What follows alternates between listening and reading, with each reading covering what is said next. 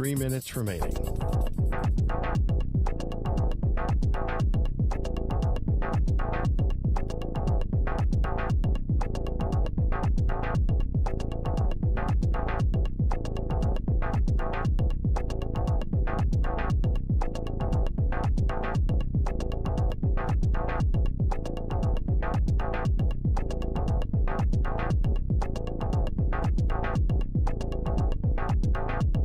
Two minutes, 30 seconds remaining.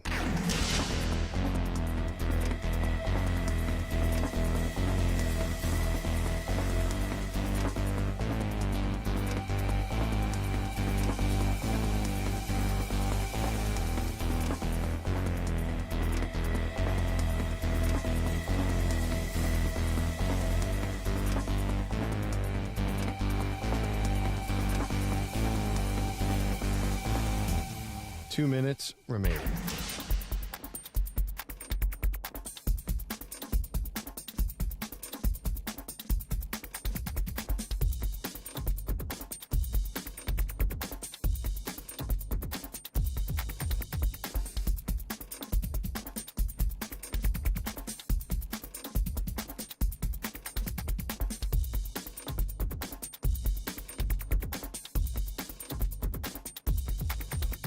One minute, 30 seconds remaining.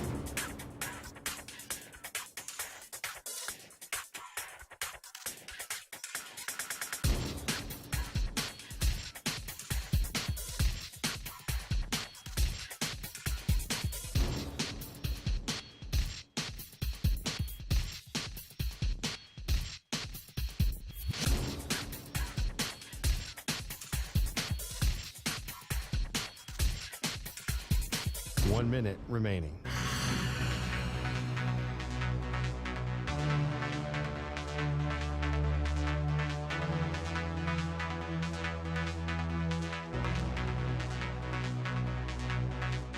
Forty-five seconds remaining.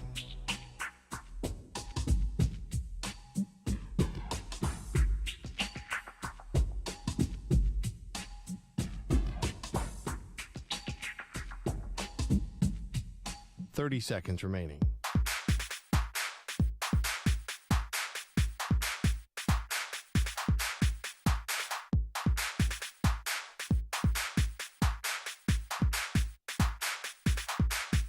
Fifteen seconds.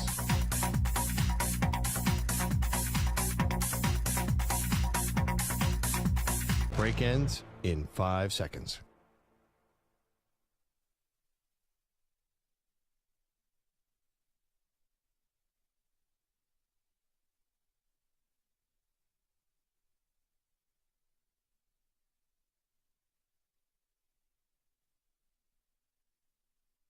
To infinity and beyond. He's live. He's nationwide. This is the Zach Gelb Show.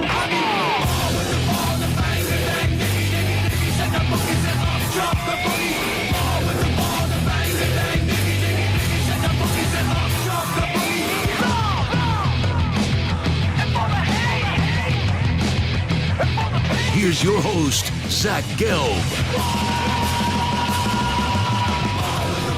Live from the palatial yet not overly ostentatious studios of the Infinity Sports Network, this is a Thursday edition of the Zach Gelb Show across all the great local Infinity Sports Network affiliates, Sirius XM, channel 158, the free Odyssey app, and of course streaming live on YouTube. 855-212-4227 is the number to jump on in. 855-212-4227. And as always, you can get at me on Instagram, where I'm straight flexing, or via the good old cesspool of Twitter, X, whatever you want to call it, at Zach Gelb. That's ZACHGLB. Brandin Cooks, Cowboys wide receiver, will be chatting up with us coming up at 5 p.m. Eastern, 2 p.m. Pacific today. You have the first round of the PGA Championship underway, where Xander Schauffele is not only your leader at 9 under, shooting a 62. That is now a course record at Valhalla. And also, Xander Schauffele now has 2 of the 4 total 62s, the low score ever in major championship history for an individual round. Some other big-time names and some storylines. Rory McIlroy, fresh off filing for his divorce. Through round one, he is 5 under, so a very good start for Rory McIlroy. Tony Finau is 6 under. He's currently tied for second. Brooks Koepka, who has won 3 PGA championships and is your reigning champion, he is 4 under, shooting a 67 today. You do have Cameron Smith, Victor Hovland, Max Homa, all tied for 9th right now. Bryson DeChambeau also tied for 9th right now. All those gentlemen shooting a 68 today. Justin Thomas, 2 under. He is through. Keegan Bradley, 2 under. He's through. Spieth is through with the 69, 2 under as well. Scotty Scheffler, we all know what he did at the Masters.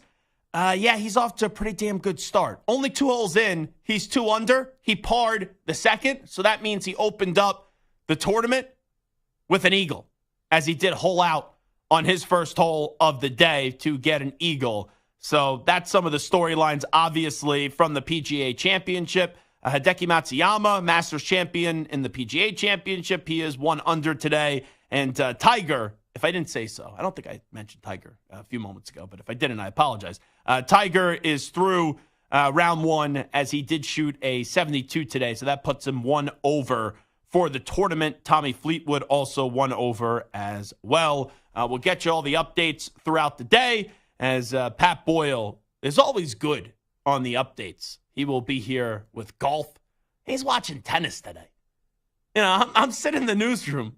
I go, what channel's the golf on? Because I know that's always tough to find on the early rounds of a major championship, and it's always confusing. And he goes, I don't know. I'm watching tennis. I'm like, why are you watching tennis right now? And I know Pat goes to like every day of the U.S. Open in the summer, and he went out of his way to tell me that he'll be doing that once again. So when I thought of big sport fan Pat Boyle, I have seen all of his big-time posts that he'll put on, going nuts, screaming at a baseball game, hockey game, basketball games, and just going crazy, football games. Boyle does a very good job with the pronunciations, which is very, very, very important, especially when you're an update anchor. Some people just butcher it and mess it all up. But Boyle does an excellent job when it comes to tennis and then also golf. So whole lot to do today. Obviously, we will talk about the NFL schedule release, because I know that does obviously impact many people, even though the season doesn't start until September. But I need to start with the NBA last night. And it really just shows what this postseason is about. Anytime you think a team is starting to gain momentum and take momentum in a series, the other team snatches it away. Like you look at Knicks and Pacers. The Knicks are up 2-0. Then the Pacers take 2. People didn't think the Knicks were going to win Game 5. They win Game 5 by 30 points. You had the Timberwolves in Denver up 2-0. Then they go back to their home court. They lose both, and then they lose Game 5. And now they're on the verge of elimination tonight for a crucial Game 6 with the Nuggets up 3-2. But this Oklahoma City Mavericks series, this is the one where I just throw my hands up in the air, and I have no clue how this is going to conclude. I really don't. Like the Knicks, they're the better team than the Pacers. The Knicks just aren't healthy, and they're still up 3-2.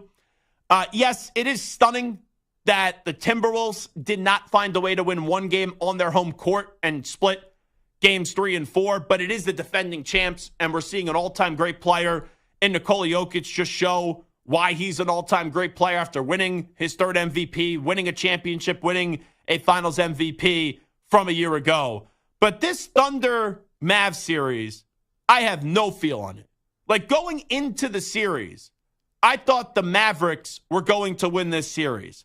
But after you had Game 4 be a game where the way that it ended, it felt like we should have saw the Mavericks win and then they lose. And then this series go 2-2 back to OKC last night where the Mavericks win. I started to think of a best-of-3 series, especially when Shai Gilgeous-Alexander is healthy and Luka Doncic is not. I thought that in now a best-of-3 series, which going into tonight, last night, it was going to then swing in favor with the momentum going to Oklahoma City. But last night, the Mavericks in OKC were by far and away the better team. And Luka Doncic, who's dealing with like 9,000 injuries, he had a great game. 31 points, 11 assists, 10 rebounds, and it puts him in elite company because Luka Doncic has now 3 30-point triple-doubles of his postseason career, and it ties him for the second most such games by a player aged 25 or younger. Oscar Robertson had 7, LeBron and Luka with 3, and then Russell Westbrook with 2. Think about that. I know it's like a bizarre stat because it's specifically worded 25 or under, but Luka Doncic, that's his third 30-point triple-double of his postseason career, and that ties him for second most all-time in such games by a player aged 25 or younger. You know, when you're on a list with Oscar Robertson and LeBron James, that's pretty damn special. And we all know what Luka is capable of. And I'm just trying to figure out, like, what's the apex for this Mavericks team? Because I know he didn't play a good game last night, but Kyrie Irving, it's always, when is he going to show up? And when is he going to bail on the team? For the most part this year, Kyrie's been pretty locked in with the Mavericks. Luka Doncic has to stay healthy. After game 1, I didn't think, like I heard Tim Legler say it on ESPN, and I fully agreed with him. I didn't know how much jump and how much leverage Luka Doncic was going to have really the rest of this series because they lost that game 1, and he looked shot.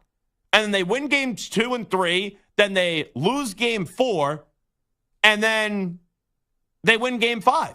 And now they're 1 win away from going to the conference finals.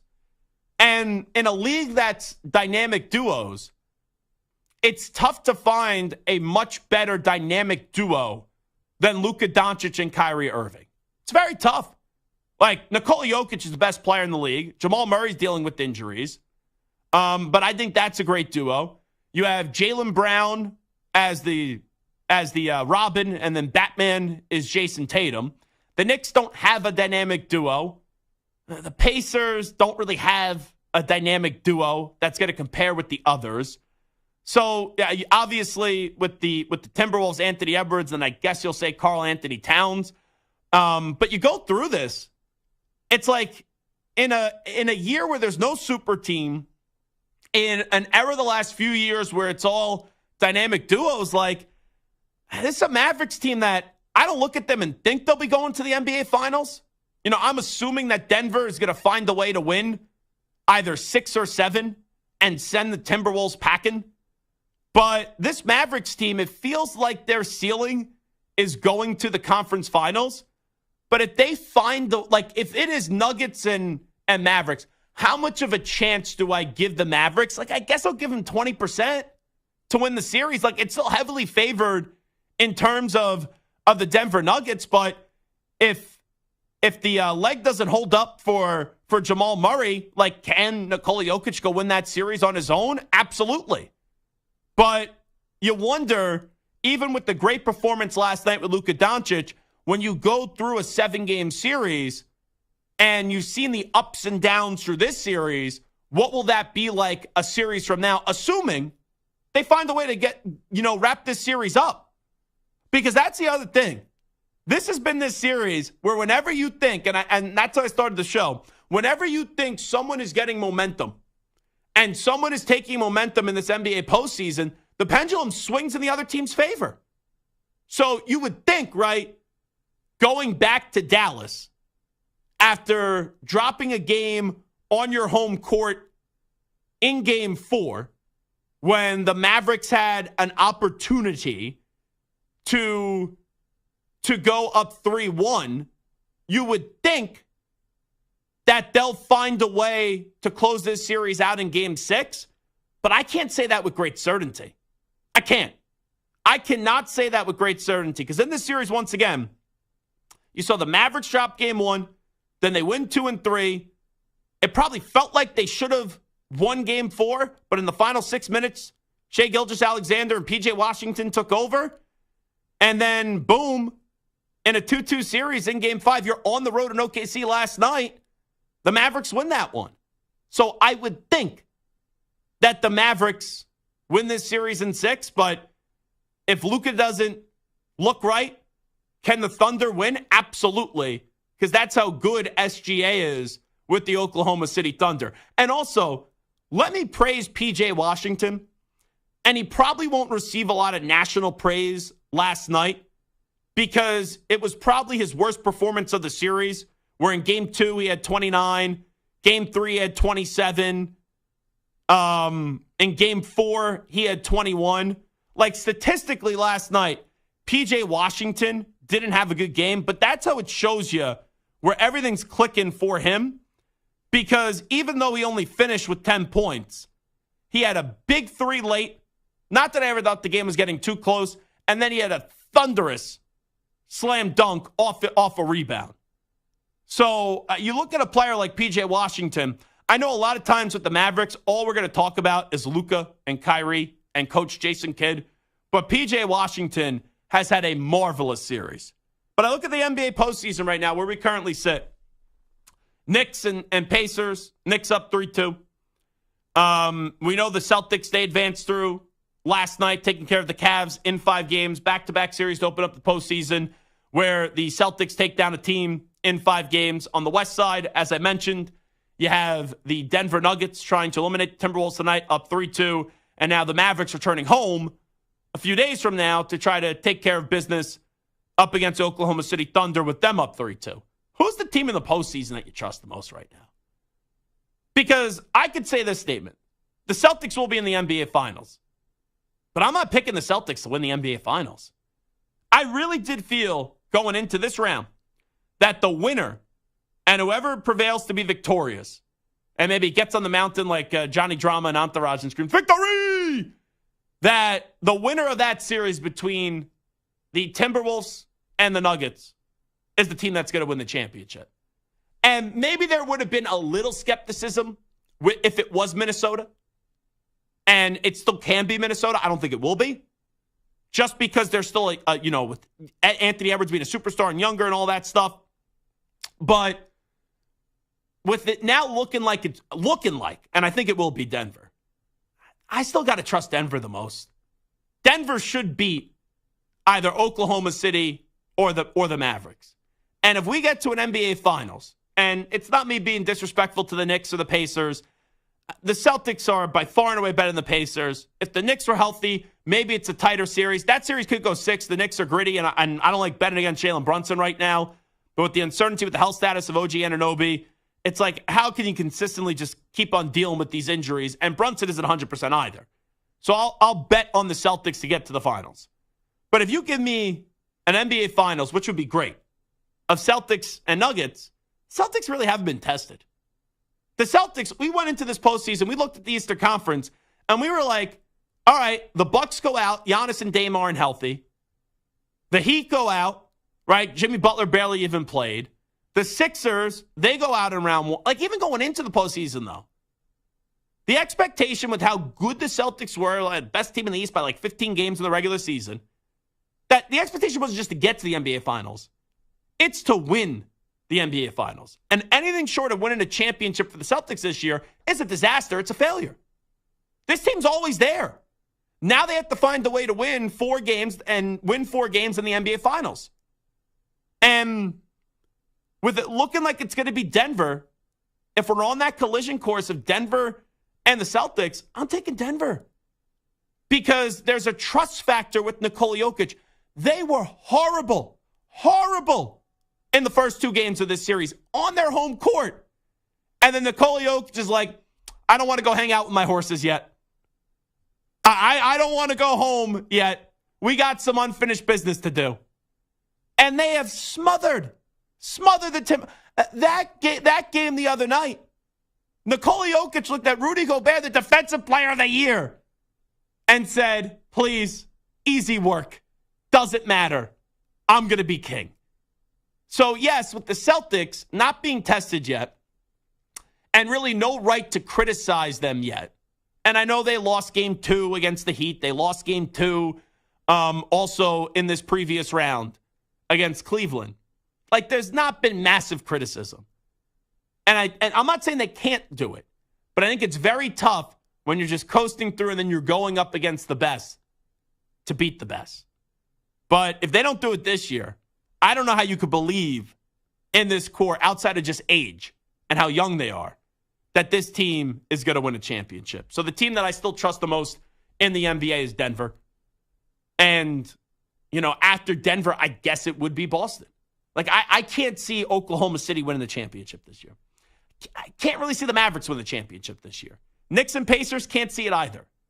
You tell me Minnesota comes back, they win 6 and 7. Obviously, they could win the championship, but I don't think Denver is dropping back-to-back games after already dropping back-to-back games in games 1 and 2. So who's the team that you trust the most in the NBA postseason? It's still the Denver Nuggets. But, man, this Mavericks-Thunder series has really thrown my brain into a blender. I just have no clue which way this series is going to go. I picked the Mavericks in 7 before the start of the series, but if the Mavericks don't close out Game 6, man, it would fit very well into this series because anytime you think a team has momentum, it goes the other way. We'll take a break. When we come on back on the Zach Gelb Show on the Infinity Sports Network, the schedule was released last night in the NFL. I did a comprehensive breakdown earlier this morning. I went week by week, and I picked out 15 games that I think are the 15 best games of the season. I narrowed that list down from 15 to 10. I will give you what I think are the top 10 games of the NFL schedule when we return right here on the Zach Gelb Show on the great Infinity Sports Network. You're in a 5-minute break.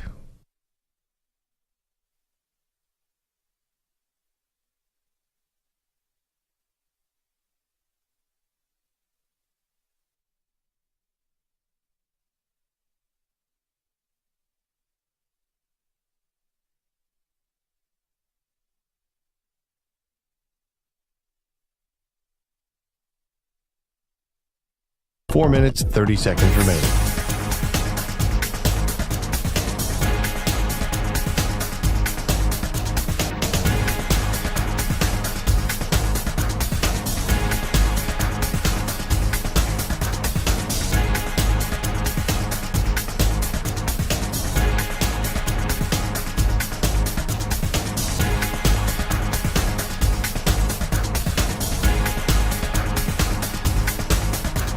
Four minutes remaining.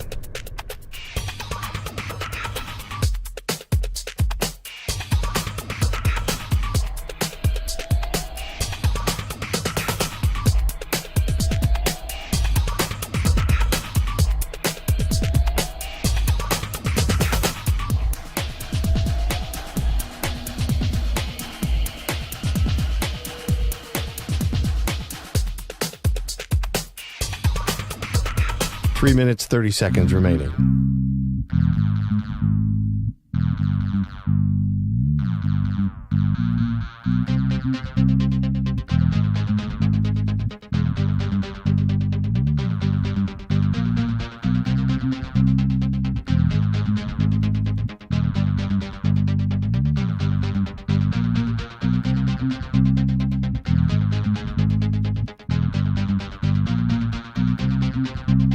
Three minutes remaining.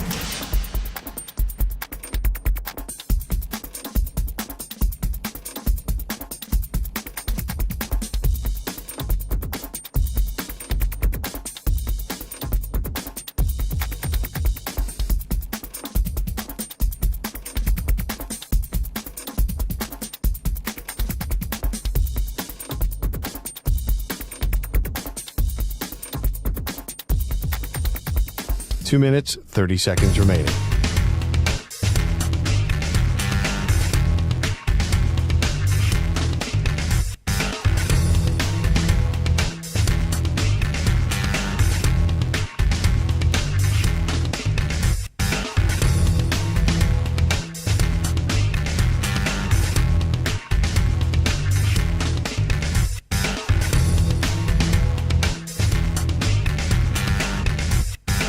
Two minutes remaining.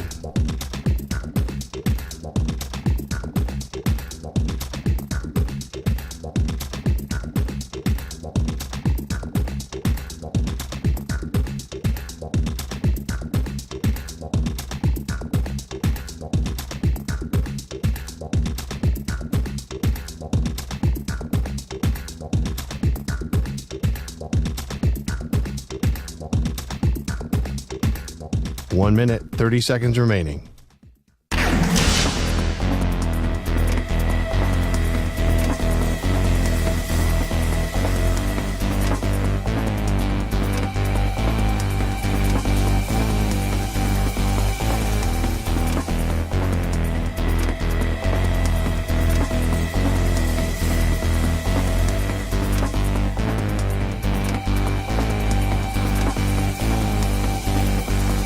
One minute remaining.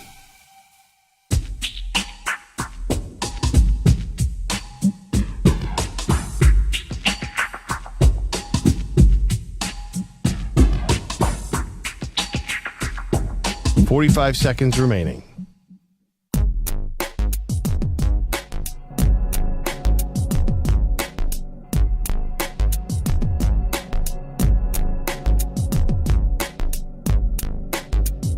Thirty seconds remaining.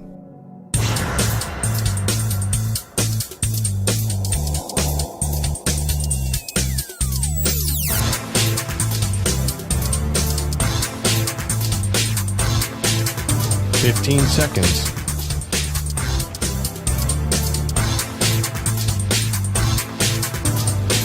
Break ends in 5 seconds.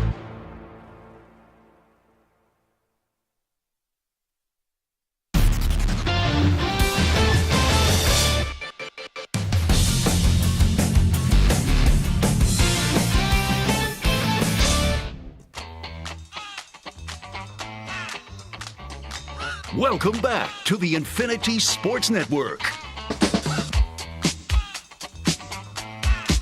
All right, it is the Zach Gelb Show on the Infinity Sports Network.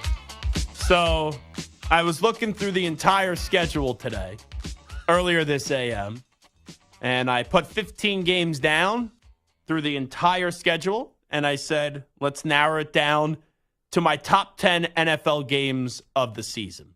In at number 10, Steelers at the Broncos. And a good job by the schedule makers making this a week 2 game. You do this game early for one reason and one reason only. Russell Wilson. Because Russell Wilson will by far and away be the week 1 choice for the Pittsburgh Steelers. Heck, when Kenny Pickett was still there, and I've shared this before on the show, I was told that this isn't going to be a quarterback competition.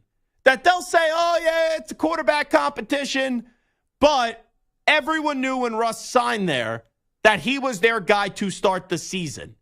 And Kenny Pickett didn't even make it to the start of the season because he went and cried and got traded to the Philadelphia Eagles. And then, boom, Justin Fields comes in. But the Steelers aren't married to Russell Wilson for the entirety of the season. But I don't know how much they love Justin Fields. Because who was it? It was the running back. Jalen Warren was on that Cam Hayward podcast in person. And he's talking about like how there was a member of the coaching staff saying that Justin Fields could potentially be returning kicks this year. Which, I'll just let you know a little secret. If there is a 1% chance that someone could be a starting quarterback for you, you're not having him returning kicks. You know, the Eagles don't say, we like the new kickoff rules. Let's put Jalen Hurts returning kicks. You know, the Ravens don't say, we like the new kickoff rules. Let's use the speed of Lamar Jackson. You know, Buffalo doesn't say, let's have Josh Allen run through those defenders on a kickoff return. But I thought this was smart early on in the season. Russ going to Denver, where he go get booed big time. And going up against Sean Payton, who I don't really believe in anymore. And I think his better days are behind him. And please, like every situation is different. For example, I don't think the Patriots should start Drake May week 1. I don't. I think they should throw Jacoby Brissett to the Wolves. A few years ago, I said it would have been an egregious mistake by the Steelers to start Mitch Trubisky week 1. They ended up doing so, and then they quickly turned it over to Kenny Pickett. The Broncos would be making a massive mistake if they don't start Bo Nix to start the season. Like that week 2 game, better be Russell Wilson visiting Bo Nix. So that's in at number 10. In at number 9, I think I'm going to be the first national voice. It sounded very douchey when I said that, by the way. But I think I'm going to be the first national voice to talk about this game in their top 10 games. You remember that Chiefs-Rams crazy game where it was Goff and Mahomes? I think that was that in Mexico City? But that was a wild game. I think this game, Week 10, Monday Night Football, has the potential to be one of those wild games where both teams are in the 40s or the 50s. Dolphins at the Rams, Monday Night Football, is a game that I'm already geeking over. You have Tua Tagovailoa, you have Tyreek Hill, you have Jalen Waddle, and on the other side with the Rams, you got Matthew Stafford, Cooper Kupp, and Puka Nacua. That's going to be an awesome game. In at number 8, the Harbaugh Bowl. Week 12, Monday Night Football, starts Thanksgiving week, and it is the Ravens and the Chargers. John Harbaugh, Jim Harbaugh, Monday Night Football to start Thanksgiving week. So that's in at number 7. Oh, no, sorry, that was in at number 8. Because 10, Steelers, Broncos, 9, Dolphins at the Rams, 8, Ravens and Chargers. In at number 7, the Ravens and the Chiefs to open up the season. Rematch of last year's AFC Championship game. Now you toss in the debut of King Henry, Derrick Henry, with the Baltimore Ravens, and you get Patrick Mahomes going up against Lamar Jackson. So that's in at number 7, Ravens and Chiefs to open up the season. In at number 6, welcome back to the NFL. To open up the season on Monday Night Football, the New York Jets visiting Brock Purdy and the San Francisco 49ers. You know, that's a weird way to market it. Brock Purdy and the San Francisco 49ers. I feel like you think of Christian McCaffrey first.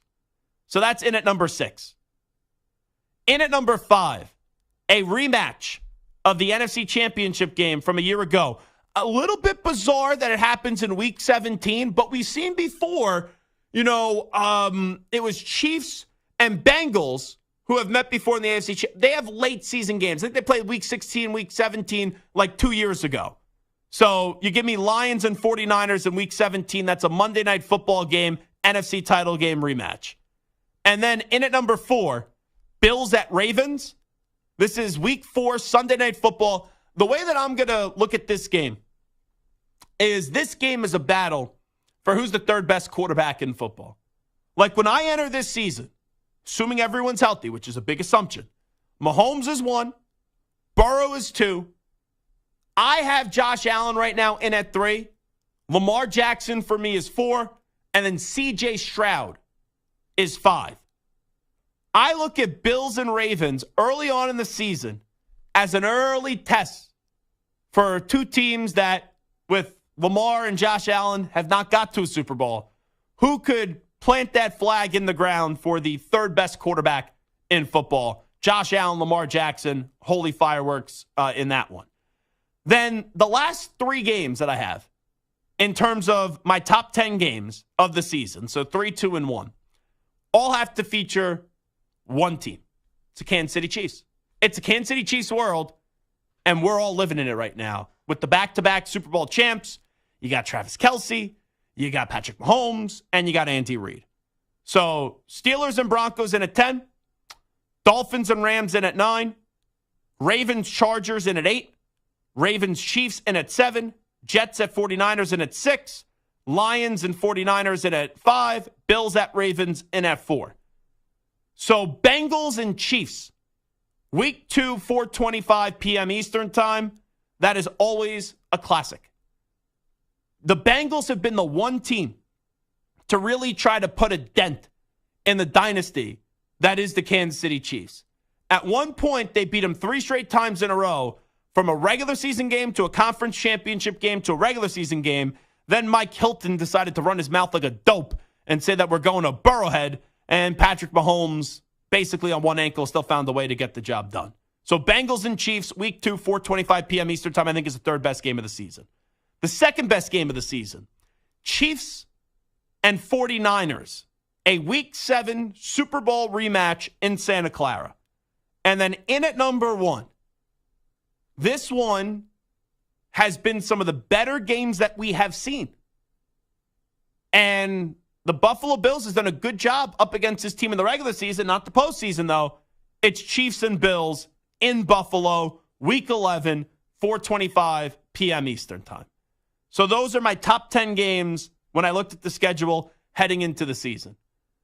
I left out, I saw that the Ravens play the Eagles. Jalen Hurts, Lamar Jackson, supposed to be a lot of fun. A lot of people had, on a lot of these lists that I read, the Jordan Love Packers team going up against Jalen Hurts Week 2 with that game being in Brazil.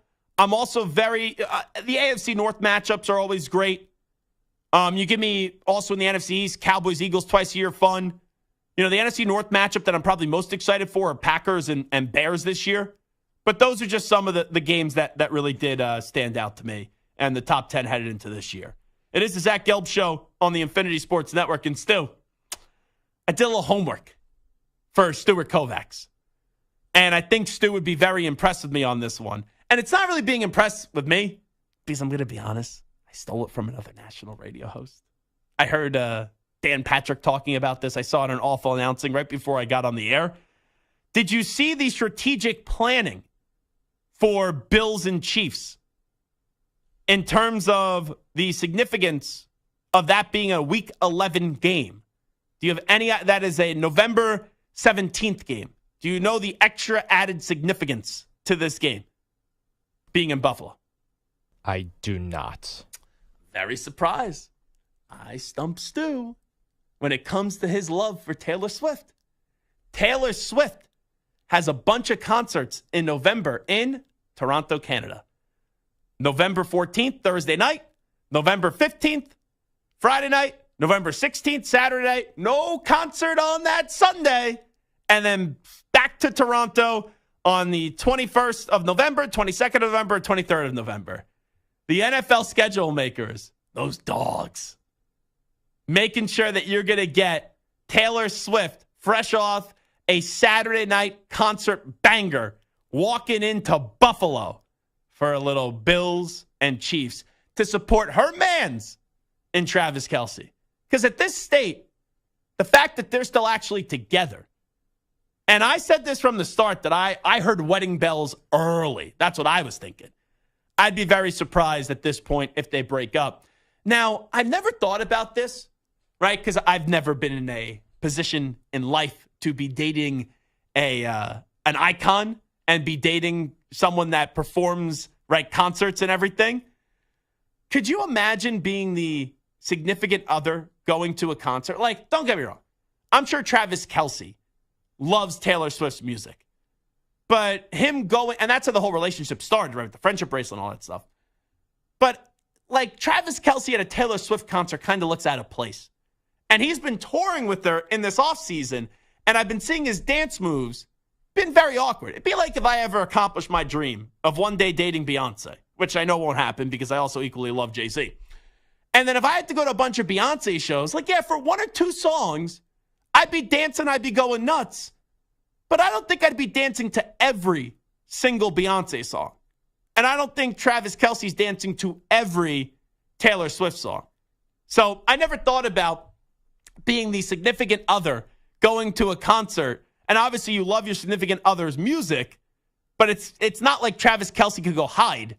He is a large human being, and there are a lot of girls at these Taylor Swift shows, so he sticks out like a sore thumb.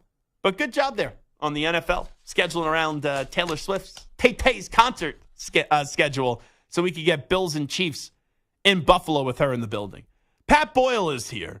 By the way, Pat Boyle, what tennis tournament are you watching today? The Rome Masters. The Rome Masters. So it's the second tier. You know, you have the 4 Grand Slams. So this is one tier below that. And the French Open starts in 10 days. So it's like the last big warm-up tournament. Is that your favorite sport, tennis? It might be. It's hard to supplant football. But in terms of the amount of tennis I watch and play, yeah, it's right up there. Like when I think of Pat Boyle, I think of a crazy guy going nuts, right? A man's man. You know, my football, my basketball. basketball, all that stuff. That's what I think about with how you're a lunatic sometimes on social media. And when I walked into the newsroom today, I was not expecting you to be watching such a professional game and a classy game like tennis. I was very surprised by that. Yeah, I had the Yankee game on, but it was pretty boring. So then I flipped it off for some tennis. Yeah. And, it's the opening round of the major. X-Man already posted a 9-under, which you'll hear about in the update very shortly. Mm-hmm. And Scotty's just getting going, but yeah. Who's your favorite tennis player these days? Favorite tennis player? On the women's side. On the women's side? Yeah. I like Sabalenka. Yeah. It's hard not to say Coco Gauff. Mm-hmm. Yeah, she's excellent. Finally won a major, finally won the Grand Slam. Was that last year or 2 years ago? I would say Paula Badosa. Okay. I'm not going to pretend who that is. Just do a quick Google search and thank me later. And also, on the men's side, who's your favorite right now? I like Sinner, who just won his first Grand Slam. How's Alcaraz been doing this year? He's been a little banged up. He's hurt right now. He hasn't played in the last couple of tournaments. You know what? And he hasn't really done anything since he won Wimbledon last year. And he won the U.S. Open 2 years ago, right? Correct, 2022. I forget. It was against a former champion. I forget who it was, but he beat him early. Casper Ruud. Early in that tournament? Yeah. I forget who it was. But that was the first time I saw him live in person, and that was my biggest takeaway. I'm like, I don't understand how this guy's leg just doesn't have an injury every other day. Yeah. With how he moved from one side to the other of the court just so seamlessly. I was waiting for his ACL or Achilles to just go. Crazy. Yeah, that's the one thing I worry about with him, as Nadal is going to retire after this, and then the Olympics, which are also where they play the French Open. Djokovic looks like maybe he finally is off the cliff here. By the way, what happened last week? Someone threw a drink. Somebody threw a bottle at him. And he went down as if it was so dramatic. And then he wore a helmet the next day. Yes, trolling. And then was he actually that hurt in the moment? And then got his ass kicked. He looked like LeBron when there was a nothing foul. Now, to be fair, you shouldn't be throwing trash at someone. When it was one of those, what's the most popular brand of those titanium water bottles? Oh, okay, that have the silicone coating or whatever. But it caught him right in the head. I mean, granted, it was probably very dramatic. But then, yes, he wore the bike helmet as trolling to sign autographs. Then got his ass kicked. Oh, did he? Yeah. Okay. There we go. How about that? You never think you'd be getting tennis in the first 40 minutes of this program. You never know what you get on the Zach Gelb Gelb show. Is flexible. He can adapt. We open up with golf. We go right into the NBA. We give you a little NFL. We give you some tennis. And there's some that will say, I only talk football. Isn't that amazing? And by the way, another legendary radio voice that you and I think, grew up listening to. Okay. Who's a big tennis guy. Oh, Christopher Mad Dog Russo. Yes. How you doing, Pat? He interviewed Federer. Federer in studio. Oh, so jealous, and dude. Federer, who looks like he could still play. The dude's in incredible shape. He was impressed by the doggie's knowledge. Very impressed. Doggy alongside me, maybe the two biggest tennis fans on the radio across America. That's crazy. We got to do a Boyle tennis segment this year. I want live reports from the U.S. Open. I'm going to be there.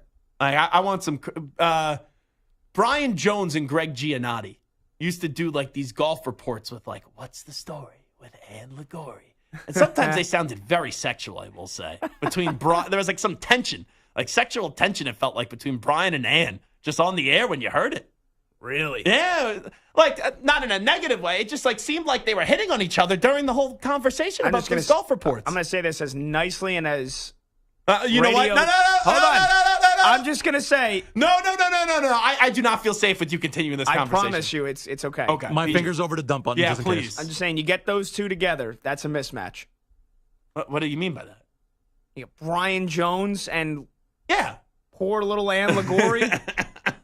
I don't know. It's asking for a call to the hospital. I just always remember those reports being played in the newsroom, and they sounded like there was maybe something going on. That's it. All righty. Anyway, we're gonna segue out of this segment because I do not trust Pat Boyle to keep this PG-13, and there's a lot of kids in the car right now listening.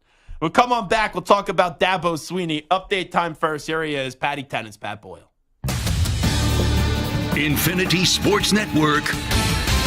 Sports Flash. All right, Zach, we're sponsored by Progressive Insurance. Drivers who switch and save with Progressive save nearly $750 on average. Call or click today and find out if we could save you hundreds on your car insurance. Another record for Xander Schauffele. The 30-year-old American broke the record for the lowest ever round at the PGA Championship with an opening round 62 at Valhalla Golf Club in Louisville. It's also only the fourth ever 62 in a round at a major. The X-Man has done it twice now in the last 11 months. He shot a 62 at the U.S. Open last year. Here he was after the round. It's just a great start. Still have 3 more rounds to play, but it was we kind of got put on the clock, actually, making the turn or with 2 holes to play off that back 9, and kind of just got in a rhythm, and we had no one ahead of us, and kind of got the ball rolling. That courtesy of Sky Sports. Schauffele at the top at 9 under. Tony Finau and Sahith Theegala tied for second at 6 under. And Masters champion Scotty Scheffler doing Scotty things. He eagled on his first hole of the tournament. He's already 3 under through 4 holes. Baseball one matinee today. Yankees shut out the Twins 5-0. Tonight, MVP Nikola Jokic and the reigning champion Denver Nuggets aim to close out Anthony Edwards and the T-Wolves in Minnesota and move on to the Western Conference Finals. Denver up 3-2. I'm Pat Boyle. The Infinity Sports Network is on your smart speaker. All you have to say is, play Infinity Sports Network. That's it. Play Infinity Sports Network.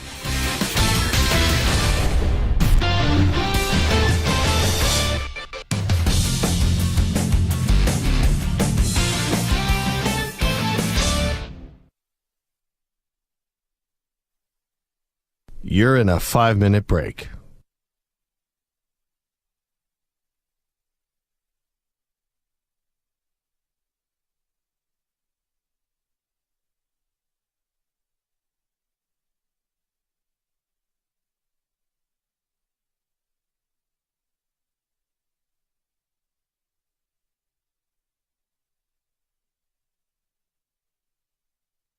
Four minutes, 30 seconds remaining.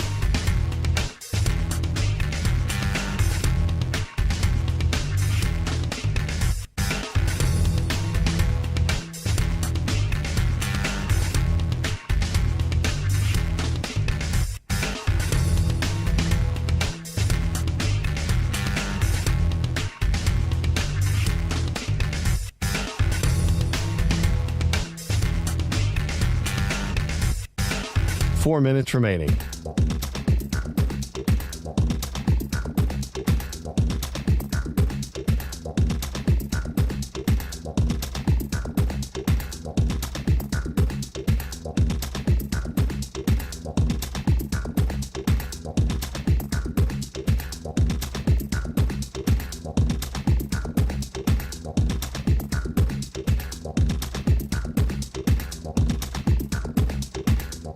Three minutes, 30 seconds remaining.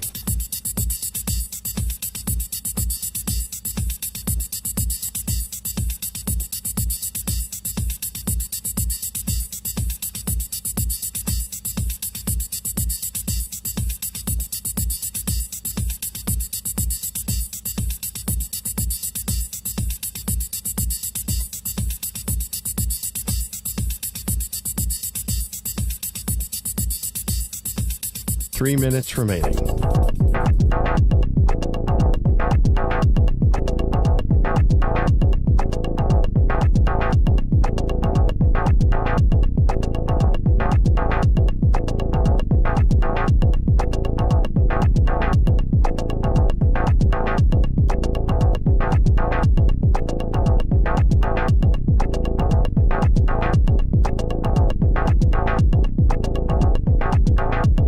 Two minutes, 30 seconds remaining.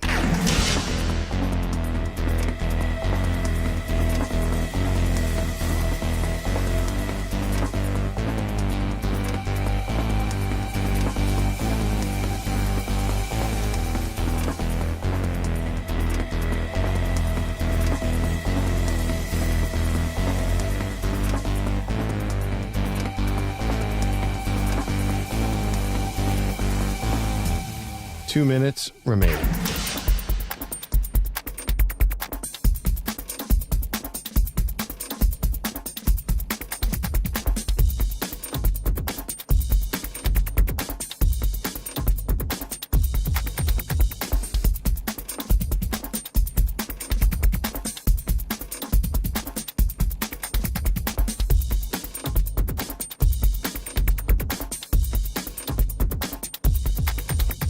One minute, 30 seconds remaining.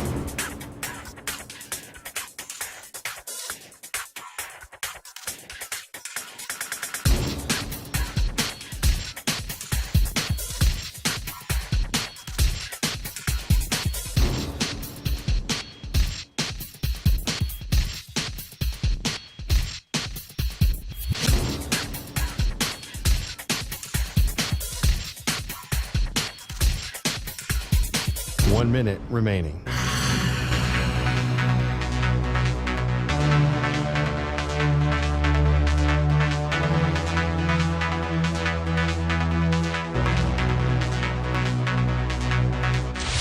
Five seconds remaining.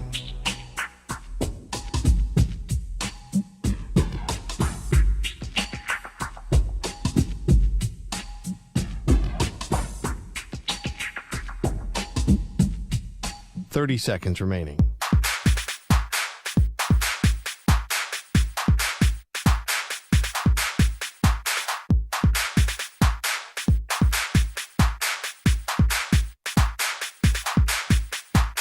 Seconds.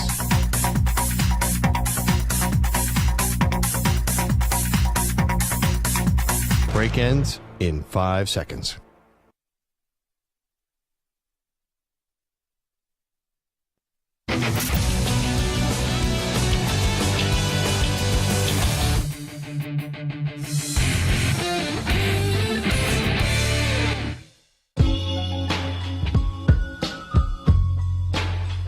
You're listening to the Infinity Sports Network. This portion of the show, the Zach Gelb Show on the Infinity Sports Network, is sponsored by the new Hyundai Tucson, available with complimentary class-leading Blue Link Plus. Now it's easy to use your phone to control your Tucson. This is Zach Gelb Show, Infinity Sports Network. Got a lot going on in the sports world. Coming off last night's Mavericks victory, they're up 3-2 up against the Thunder in that series. You also have, when you look at the PGA Championship that's going on right now, Xander Schauffele with a record-breaking day. He is right now, he shot a 62 to open up the PGA Championship. So he has a 3-stroke lead. And obviously, you got the Nuggets going up against the Timberwolves tonight. And you also have the ACC meetings going on right now. I guess all the college football coaches are together at their ACC meetings, and this was Dabo Sweeney on why Clemson didn't sign players from the transfer portal. Well, it wasn't really necessarily like a intentional thing. There's a couple guys we looked at, but, they got to love you too. And honestly, every player is technically a transfer. We just signed a whole class of guys transferring from high school. So we like our guys. We like our starters. See, this is where I'm conflicted with Dabo. And I've been on this train now for at least 3 years. There was a time when I criticized Dabo Sweeney 3 years ago where they had a field day with me on all these Clemson message boards and all the Reddit threads and all that stuff when it came with Dabo Sweeney. I think Dabo's biggest flaw is his arrogance. And it's popping up here once again. And this is the struggle when you have an accomplished, established, successful, national championship winning coach. When you ask a coach like that, who isn't that young, right? He's not someone that's like 38, 45. He's 54 years old. He could still go coach if he wants for another 20 years, God bless him. But when you have a coach who, in a last 20 years where most of college football was run by Nick Saban, and he took that baton for a few years, coaches like that aren't willing to adapt a lot of times. And when you're not willing to adapt in an era now of transfer portal and name, image, and likeness, it's going to cost you. And Clemson's still good. Clemson's still solid. Clemson could go still win an ACC, even though right now the lead team to me is Florida State. And I hope Florida State opens up a can of whoop-ass this year on Clemson, especially with DJ Uiagalelei transferring to Florida State. So you go through all this. The last 3 years, Clemson hasn't looked like, even though they won an ACC championship, I think 2 years ago, they haven't been a team where they have met what their standard is. And Dabo, right, he's going on the radio shows, and he's going, maybe we need to lose again and get people off the bandwagon. But the biggest problem is you're not embracing the new era of college football, whether you like it or not. And I'm not saying you have to like it. But we all know Dabo Sweeney has made a ton of money in this sport. And for him to say his program is built on the name, image, and likeness of God, and then making fun of NIL, and you take no transfer portal people this year, that's a problem. Because this sport right now is dominated by NIL and the transfer portal. Like, you look at a guy like Kalen DeBoer, who's 49 years old. You look at someone like a Dan Lanning as well, who's very young. You know, Dan Lanning is 38. These guys are adapting with the times. And look at what DeBoer was able to do last year at Washington. They went to a national championship game. Dan Lanning had a top 10 program last year. You need to adapt with the times. And the tricky part about this is some people will say, fire Dabo, move on from Dabo. I'm not saying that. You know, I don't think that Clemson job is that attractive, even if it became open. But what Dabo has done at Clemson, don't take anything away from it. He's been miraculous there. However, if you want to get back to winning another national championship, you got to adapt with the times. The old stubborn guy that doesn't figure out how the world is moving and his sport is moving, if he doesn't adapt to that, he's not going to win another national championship. I'm not going to say he's not going to win another college football playoff, because now going from 4 to 12, and who knows, soon it'll be probably like a participation trophy tournament. But he could get into a 12-team playoff, but that's not the Clemson standard. Just get into college football playoff, that doesn't do much. Like, yeah, you go have 3 losses, 2 losses this year, you'll be in the college football playoff with 12 teams. But that's not what the expectation is for Dabo. And still, like, I saw a top 10 list come out from CBS ranking the college football coaches. Now with Saban out, Harbaugh out, you know, it's tough to make a top 10 list. Dabo's by far and away still in the top 10. He's still in the top 5 for what he's done. But if he wants to coach and act like a top 5 coach moving forward, not what he did resting on his past, but moving forward, you got to be more open to the transfer portal, and he hasn't done that whatsoever. And now there's a bunch of consistent years of proof with that. The proof's in the pudding, as they like to say. I could go for some pudding. I don't know why. Maybe I'm going to an airport tonight. For some reason, now I'm craving some pudding.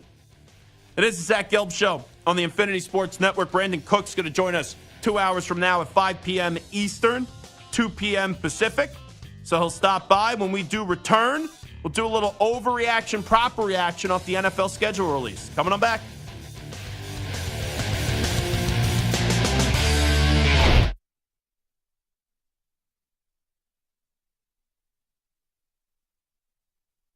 You're in a 5-minute break.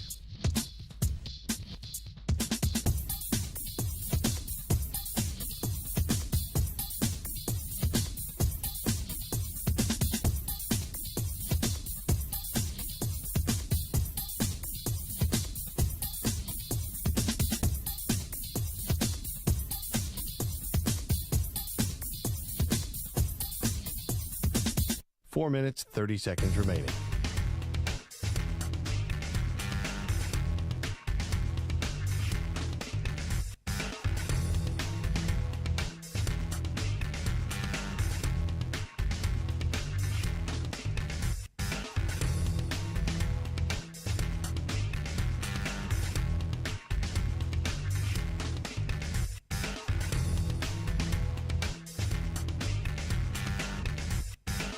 Four minutes remaining.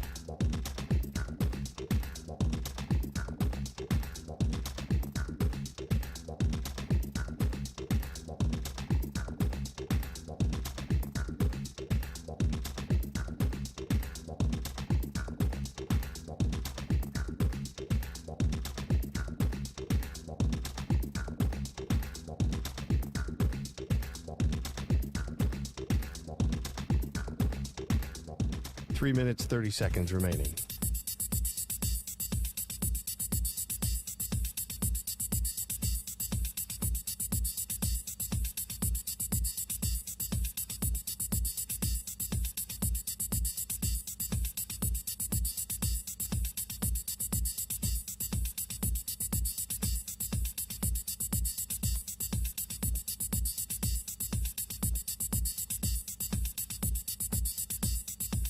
Three minutes remaining.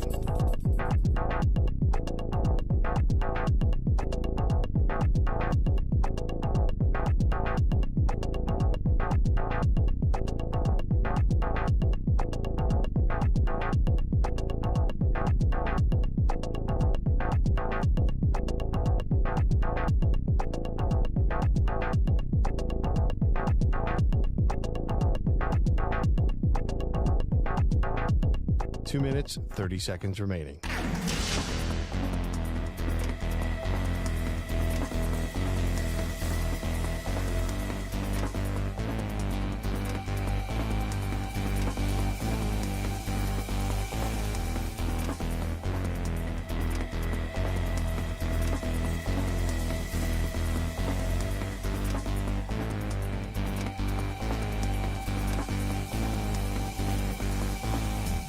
Two minutes remaining.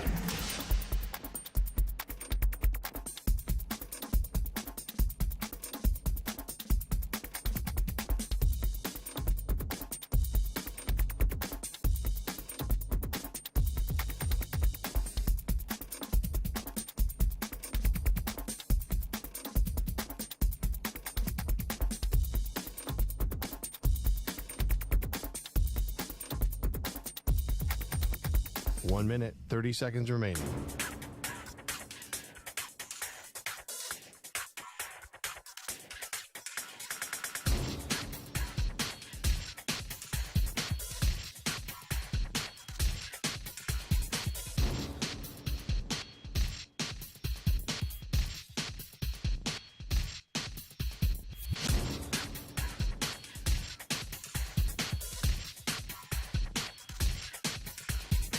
One minute remaining.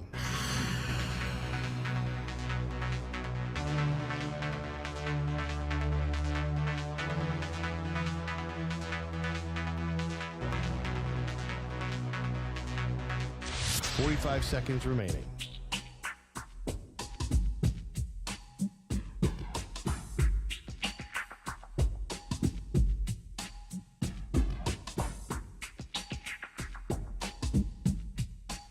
Seconds remaining.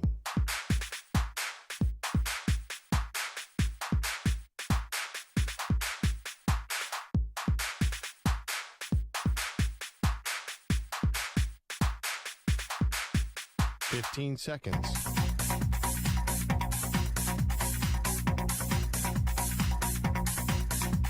Break ends in 5 seconds.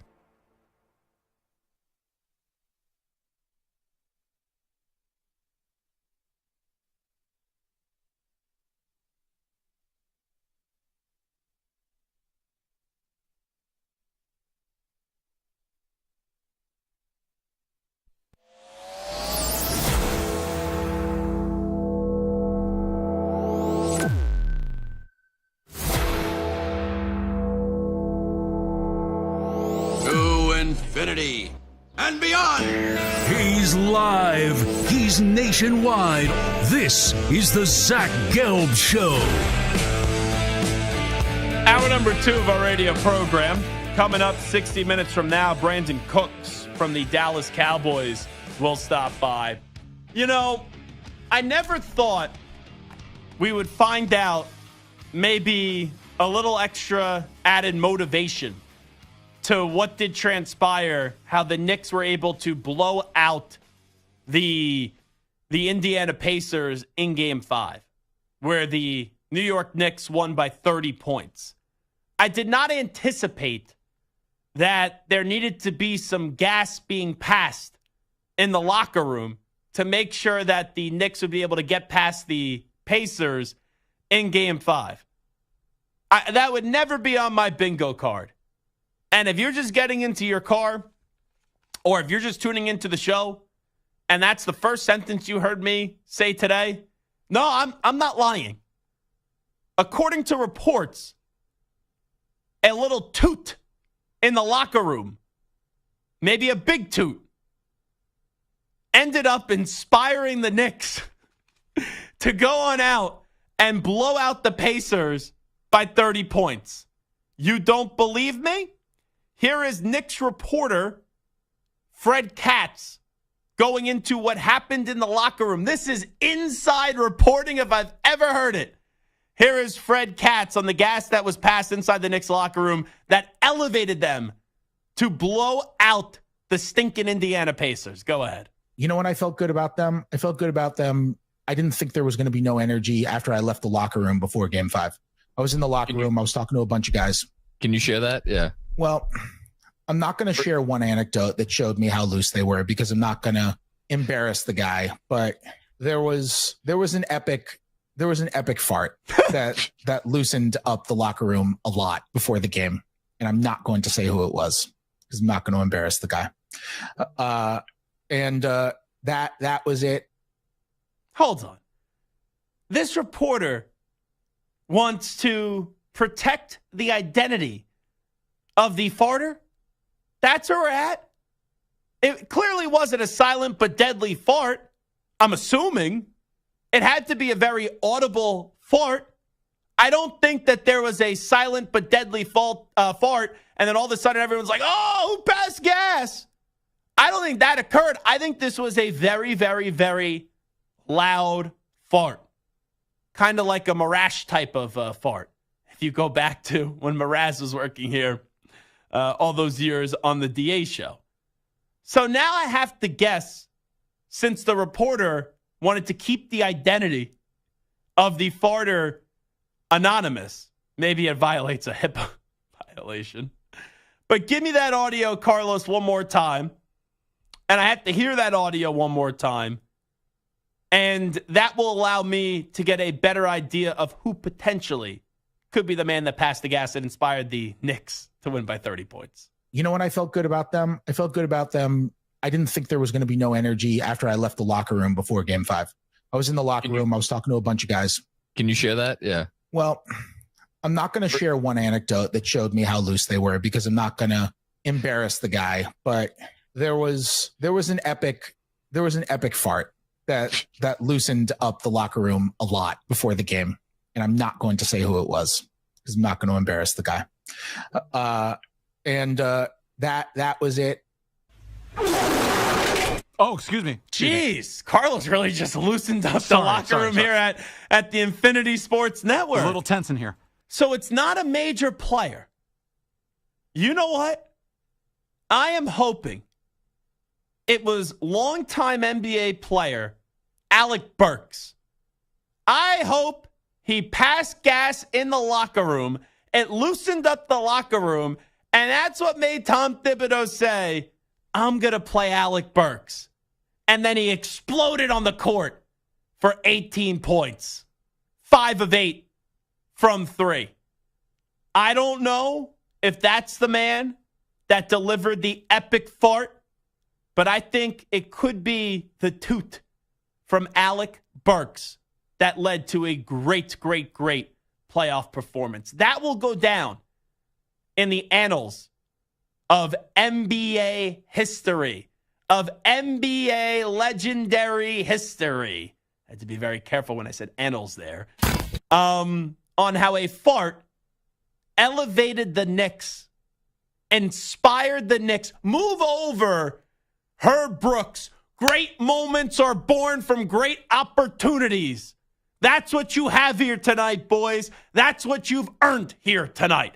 Move over the legendary speeches that we have grown accustomed to in the NFL, the NBA, Major League Baseball, NHL, whatever legendary speech you've ever heard of.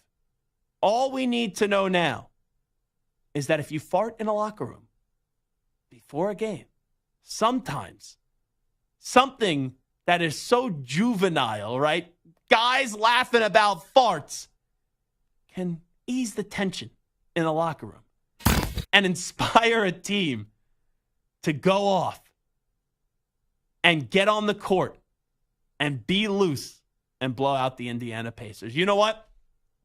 I don't think the Pacers are going to win Game 6 now. Pacers may have to start passing some gas in the locker room to win a Game 6. Siakam, you better start farting. Because if you don't fart, someone in the Knicks locker room will. That's an incredible story. You know what? Stu, I have an idea. Whenever Samter is a little stressed before a show, which is like every other day. I was going to say, when is that not the case? Tell me another day that ends in Y. Maybe we'll just make a call to the bullpen. Hey, Carlos, we need you on the show today. We need Carlos to pass some gas to kind of ease the tension. So, what a story that is. Anyway, Coming off of the schedule release, we will do an impromptu overreaction, proper reaction. We get to that right now. Doo-doo, doo-doo, doo-doo, doo-doo. There we go. Another NFL week is complete, which means it's another week to freak out about your favorite team. Which takes are truly crazy. But sometimes a game can be so bad, it's almost good. You know what I'm saying? No. And which are so crazy, they might be right. He's 6'5", he's 245 pounds. He's probably a Popeye's biscuit away from being a tight end. Zach lets you know in this week's edition of Overreaction or Proper Reaction. Alrighty, Stuart, what do you got for me today? All right, Zach. During every NFL schedule release, one of the first things that we look at are how many primetime games that each team gets. Now, this season, there are 3 teams that have 6 primetime games each. Those teams are the Jets, 49ers, and the Cowboys. While 9 teams have 5 each, the Chiefs, Bills, Packers, Lions, Bengals, Ravens, Eagles, Dolphins, and Rams. So overreaction, proper reaction, the Jets, 49ers, and Cowboys are the 3 most deserving teams in getting primetime games. That is an overreaction because it's the Kansas City Chiefs world, and we're all living in it right now. They are back-to-back Super Bowl champions. They have to be one of the 3 teams with the most primetime games this year, and they're not. Next one. Now, on the other end of the spectrum, the Panthers are the lone team to not get a primetime game this season, while 4 other teams have just one. And those teams are the Colts, Patriots, Cardinals, and Titans. How my team has fallen the Patriots. They have one primetime game. It's week 3 up against the JETS Jets, which I thank the schedule makers for thinking of me.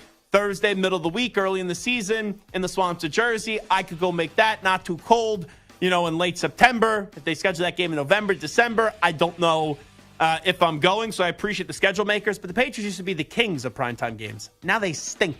Now I'm back with all the peasants of the NFL world as they were trying to get in a penthouse for all those years. That was a humbling moment when I read that last night. How times have changed.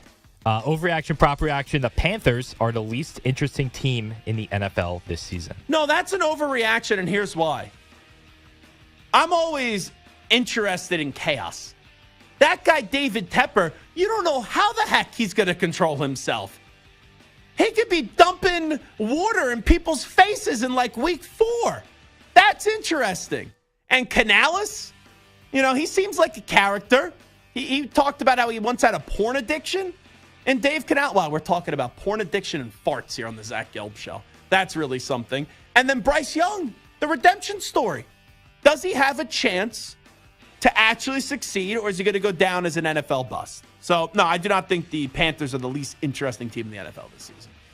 Now, one game that has caught the eye of many is Kirk Cousins' return to Minnesota to take on his former team. However, it's not until Week 14, and it won't be in prime time as it'll be in the 1 o'clock Eastern time window. So 2-part overreaction, proper reaction here. One is Cousins' return to Minnesota should be a primetime game. And part 2, it should be scheduled for earlier in the season to guard against another Kirk Cousins injury. Overreaction to everything here. This doesn't need to be a primetime game. The fact that people are outraged by this. Kirk Cousins, he's returning to Minnesota. He's a good quarterback. This is not Tom Brady with the Buccaneers going back to Foxborough. There's no like juicy, like put it this way, because that's not a good comparison, Brady. Russell Wilson was a disaster in Denver. That's fun seeing him go back to Denver with the Steelers because there was animosity at the end. There was no animosity between Kirk Cousins and the Minnesota Vikings. So, no, that doesn't need to be a primetime game. I don't need that to be a primetime game whatsoever, so I'll go overreaction. By the way, a great tweet by Craig the Randall on X. Listening to Zach Gelb talk about treading lightly and staying loose while sharing the Knicks locker room story has been absolute gas. Good job. Good line. All righty, we continue. While each team has 6 games against division opponents, as we know, those games are typically spread out throughout the season. However, 2 teams this season won't play any division games in the first 10 weeks of the season, the Bears and the Steelers. That should be criminal. That means 6 of their final 8 games of the season are against divisional rivals. Overreaction, proper reaction, not playing in-division games in the first 10 weeks of the season will benefit both the Steelers and Bears. Like, I know that how that is possible, but I don't understand how that is possible. And Colton, who's with us today training, he is a massive Steelers fan. And we know that fan base is probably already, this is why the NFL hates us. They're trying to screw us. Come on. Use those terrible towels to wipe up those tears. But they're not wrong. I don't know about the NFL trying to screw you. But the Steelers and the Bears, they're not playing a divisional round game in the first 10 weeks of the season. That's wild. That's stupid. And it makes it out for a very tough road for the Steelers and the Bears to get in the postseason because it doesn't matter how good or bad you are. Divisional games, anyone could win. Like we had the Raiders beat the Chiefs last year late in the season on Christmas Day. So for that to happen, will benefit the Steelers and the Bears is the question. Absolutely not. So that's an overreaction. That doesn't benefit them. Yeah, and for the Steelers, their last 8 games, home against the Ravens, at the Browns, at the Bengals, home against the Browns, at the Eagles, at the Ravens, home against the Chiefs, and then home against the Bengals. So those are 8 pretty tough games. Hey, Colton, jump on the mic for a second because I want to hear you whine about the Steelers because I see you're discussed right now. I never realized how tall Colton is, by the way. How tall are you, by the way? 6'3", sir. 6'3"? Jeez. Yes, yep. All right, tell me about your crappy schedule. I don't get it. Again, first 2 weeks on the road to start off the season. I'm not here to complain about the schedule. It happens in Pittsburgh all the time. I feel like it was 12 years since they had a season opener at Acrisure Stadium. So I'm not shocked by them getting canned with the schedule. But the final 8 weeks, goodness me. It's brutal. All righty. Yeah, that was kind of like a Shep answer. Yeah, what do you want me to come on here and whine? That's what you want me to do. Yeah, I want you to perform. I want you to dance. I'm not going to come on and complain for you. I'm not going to do it. I know how you Patriots fans work. What do you mean how I work? I know how you work, Zach. How do I work? I'm not falling into it, Zach. I'm just asking. There's always an excuse with the Steelers. I'm not falling into that. I'm not like every other Steeler fan. Okay. It is what it is, man. So no, we're going to find out how good they are, Zach. What I meant by the Shep comment was when we brought Shep on last week, he was trying to give me all these professional answers. We just want some fun answers. See, I'd love to come on here and come spit and fire for you, but I'm not shocked by us getting canned with the schedule. So will Russell Wilson be your starter for the entirety of the season? No. When will Justin Fields get on the field and not returning kicks? Yeah, that's all. I can't believe. I hope you don't think that's real. Every time I've been behind the scenes a few times when you've brought that up. There's no way there's truth to that. No, I don't think it will happen. But Jalen Warren said it. It's not like it was coming from The Onion. I think a coach said it. Man, imagine. Imagine Justin Fields back there with this new setup. They signed Cordero Patterson right after the rule change. That's the return guy. Let's not cut it. But I think maybe week 6. Oh, that early? Yeah. I think the Steelers. Coming out of the draft process, Tomlin loved Justin Fields. So if Russ isn't cooking out of the gate, I could see him easily because that's your future possibly. All righty. Well, we're going to put you back on the bench because I got to finish this segment. So, Stu, go ahead. So the NFL used to have a rule where the teams would only have to play once per year with a 4-day turnaround. However, that rule is now gone. Yeah, because they don't care about player safety. They don't, as there are 13 teams that have to play twice 13? on a 4-day turnaround. So almost half the league. So overreaction, proper reaction, the NFL should not require teams to play on 4-day turnarounds more than one time per season. That's a proper reaction. That's a joke. And that's another instance where the NFL tries to tell you they care about player safety. They don't give a rat's ass about player safety. But, Zach, the Guardian Caps, of course they care about safety. Yeah.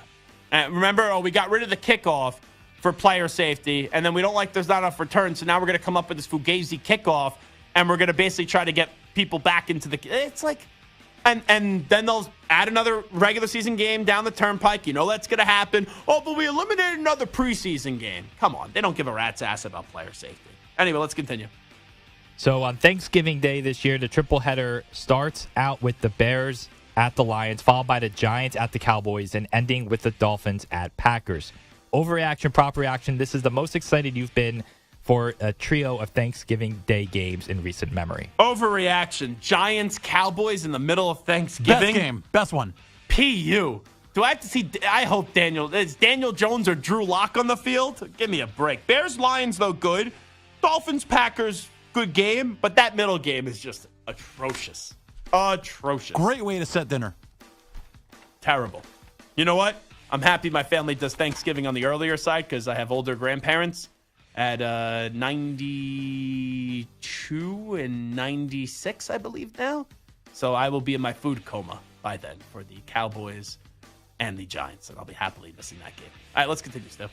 All right, now some might argue that the schedule makers didn't do the 49ers any favors, giving them 4 opponents coming off of bye weeks this season. But that might not matter too much, as San Fran is favored in all 17 games at the moment. So overreaction, proper reaction, the 49ers will win at least 13 games this season. 13. Definitely possible. They won 12 last year. They had that little midseason stretch where they lost like 3 games in a row and people were panicking. 13's a big number, especially with how many times they've been deep in the playoffs. I'm going to say it's back to like 12. So just short. So I will go overreaction. It's not rare for NFL teams to be away from home for consecutive weeks. It's also not obscure for teams to have 3 straight road games. And this season, there are 4 teams that will have stretches of 3 straight games on the road. And they are the Bills, Browns, Bears, and Vikings. So overreaction, proper reaction. The NFL should not have teams play more than 2 consecutive games away from home. Overreaction, I don't have a problem with that. I don't have a problem with that whatsoever. So I'm fine if they want to do 3 straight road games. And then finally. And last but not least, 4 teams have at least 9 games this season against teams that made the playoffs in 2023. And those teams are the Cowboys, 49ers, Bengals, and Ravens. The Ravens actually have 10. So overreaction, proper reaction, either the Bengals or Ravens will miss the playoffs this season due to their tough schedules. I'm going to say overreaction. Just in the moment, I feel like the Bengals win that division. I feel like the Ravens are a playoff team. But I will be curious this summer when I sit down and I give you my 7 playoff teams in the AFC and NFC if both of them will be in it. Because the AFC is absolutely loaded once again. But right now, I will say that's an overreaction because I feel like both the Ravens and Bengals will get it. Okay, coming on back, it is the Zach Gelb Show.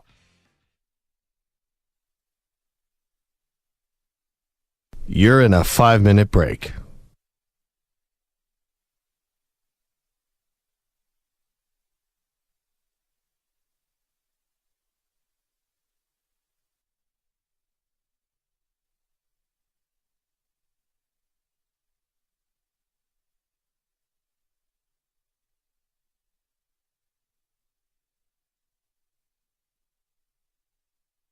Four minutes, 30 seconds remaining.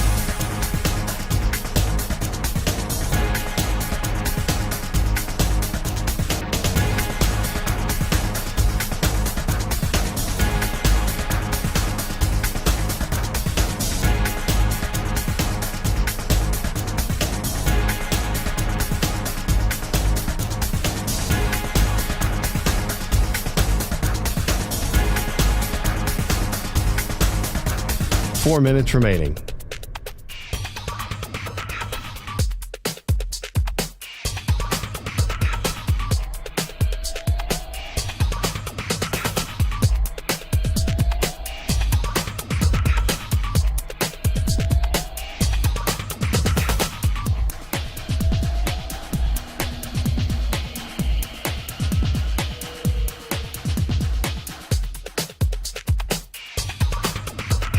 Three minutes, 30 seconds remaining.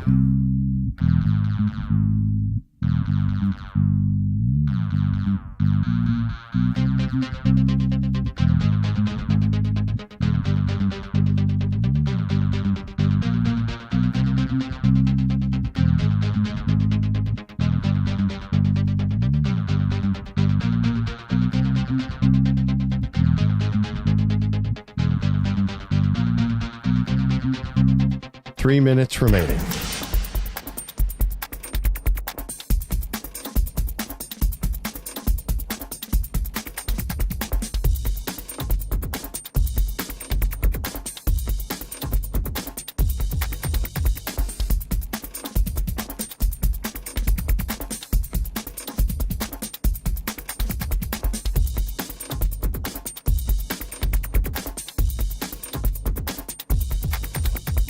Two minutes, 30 seconds remaining.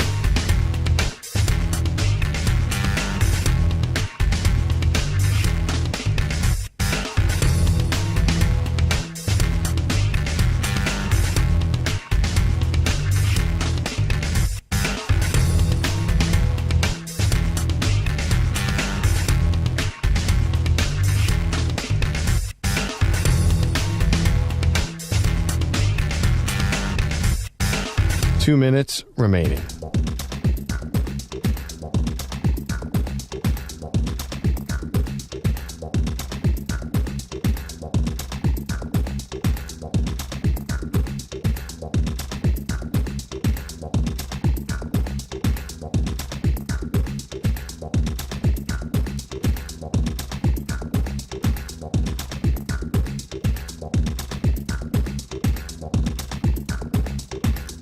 One minute, 30 seconds remaining.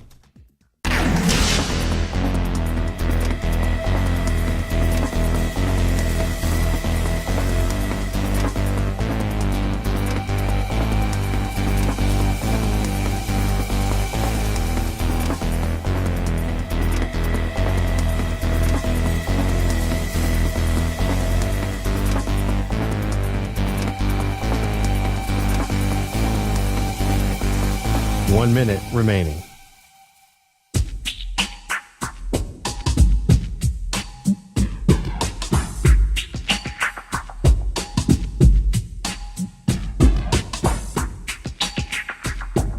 .45 seconds remaining.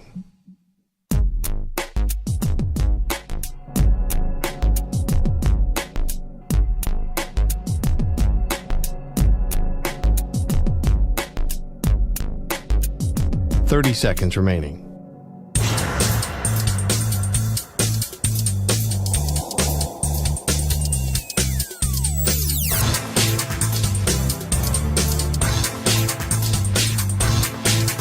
.15 seconds.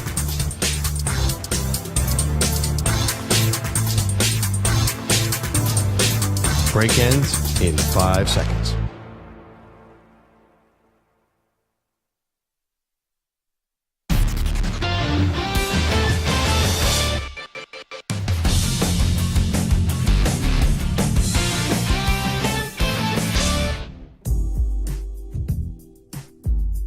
Welcome back to the Infinity Sports Network. Alrighty, so the NFL schedule does get released last night. Brandin Cooks from the Dallas Cowboys is going to stop by in about 35 minutes from now.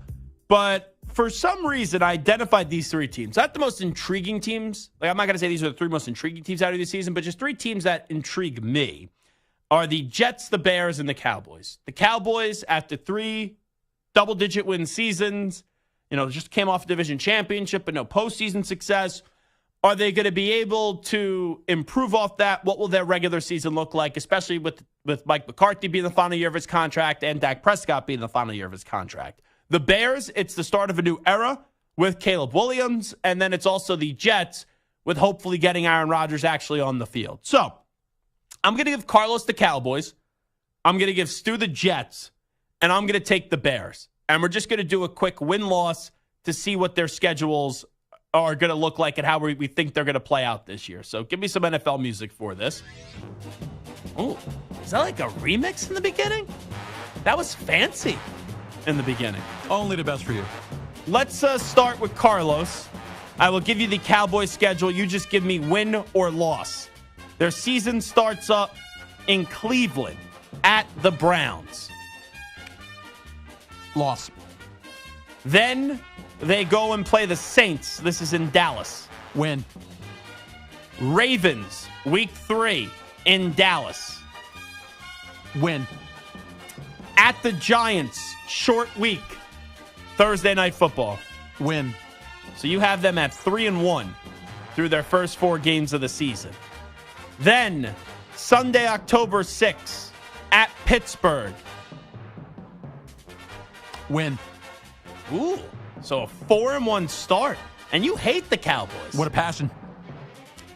Following week, let's hope that the refs report everybody eligible that is reporting eligible, because they didn't do so correctly last year.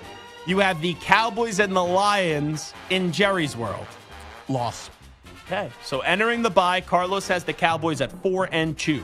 Coming out of the bye, they are at San Francisco. Loss. Them at 4-3. At the Falcons. Loss.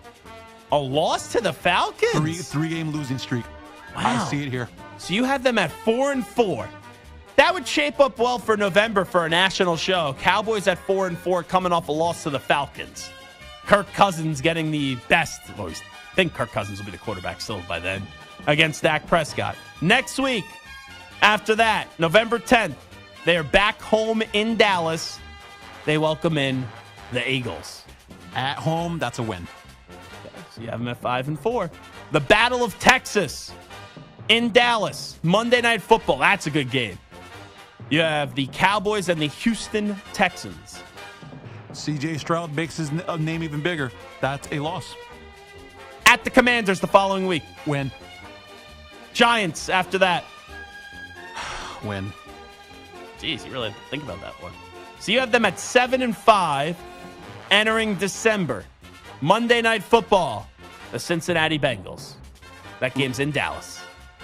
Win. Only because they're in Dallas.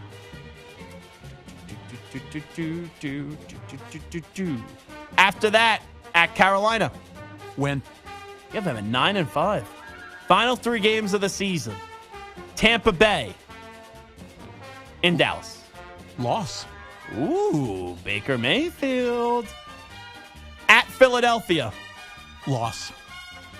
And then to wrap up the season, they are home against the Commanders and Jaden Daniels. Easy win. So you have them at 10-7. Yeah. I think that's a fair record. I don't think the Cowboys are going to be a 12-win team again. I think they're going to regress a little bit. But I'm fine with that. The 3-game losing streak, a little bit was, I wasn't expecting it, but I can't crush you for any of those predictions. So you have the Dallas Cowboys at 10-7. Stu, you are up. I'm giving you the JETS Jets with Aaron Rodgers making his return to the gridiron in a regular season game of Monday Night Football to start off the season in San Francisco. That is a loss. Okay. At Tennessee following week. That's a win. You have them at 1-1. Patriots Thursday night. That is at MetLife Stadium. That's a win. Broncos following week. Also a win. 3-1 to open up the year for the Jets. Then they go to Minnesota in week 5. I believe this is the London. Oh, that's in London. You are right. Yes. Good job out of you. I know London is a little weird, so I will say they will lose that game. Okay, so 3-2. They then have the Buffalo Bills at MetLife Stadium. Loss. Monday night game, by the way. Yeah. And how many times are they going to show the Rodgers injury? Yeah, I think that's going to be a loss. Okay, so you have them at 3-3. At Pittsburgh, week 7. That's tough. Week 7. Sunday Night Football, by the way. Sunday Night Football. Bum, bum, ba-da-bum, bum. I think it's a loss. Ba-da-ba-da-ba-da-ba-da-bum. I say loss. Really? I do. 3-4 for the Jets through 7 games? All righty, at the Pats. That's a win. Yeah, I can't even debate that, really.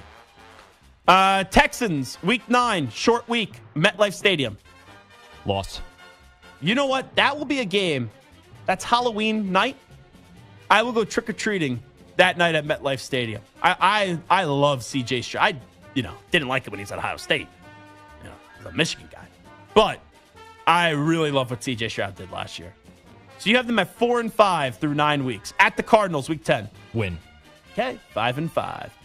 Colts, week 11. That game at MetLife Stadium. Also a win. That is Sunday Night Football. Okay, Anthony Richardson and Aaron Rodgers. Bye week, week 12. I would say you can't lose the bye week, but sometimes the Jets do lose the bye week. Week 13, the Seahawks at MetLife Stadium. At home, I say win.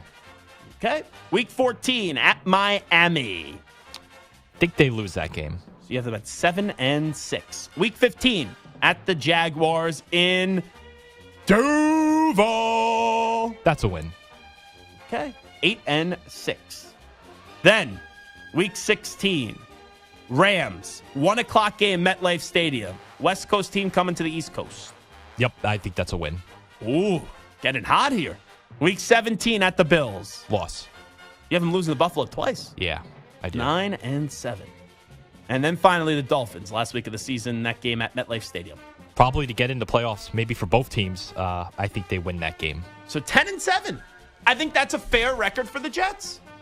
I give Carlos credit at the Cowboys at 10-7. I thought that was fair. Stu, 10-7. I think that's fair as well. Okay. Last one. How about the Bears, Stu? You want to pull up the Bears schedule, just make it easier so you could read it to me, and I'll give you the wins and losses. Got it right in front of me. They start with the Titans at home. I'm going to go win there. I think that's going to be a really good game. First game for Caleb Williams. I think that Tennessee team has a good roster. They're still the fourth team in that division, but I'm going to go win for the Bears. Next week, they are at Houston for Sunday Night Football. That's a good matchup. Williams and Stroud. I'm going to go loss. 1-1. Week 3, they are at the Colts. I'm going to say loss. I like Shane Steichen and Anthony Richardson with Jonathan Taylor in that one. 1-2. And a stingy Colts defense, too.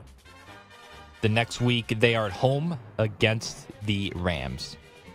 And that's a 1 o'clock game? That's a 1 o'clock game. So, again, that's the Rams traveling all the way east, or to Chicago to play at 1 o'clock east. I'm gonna say that's a loss.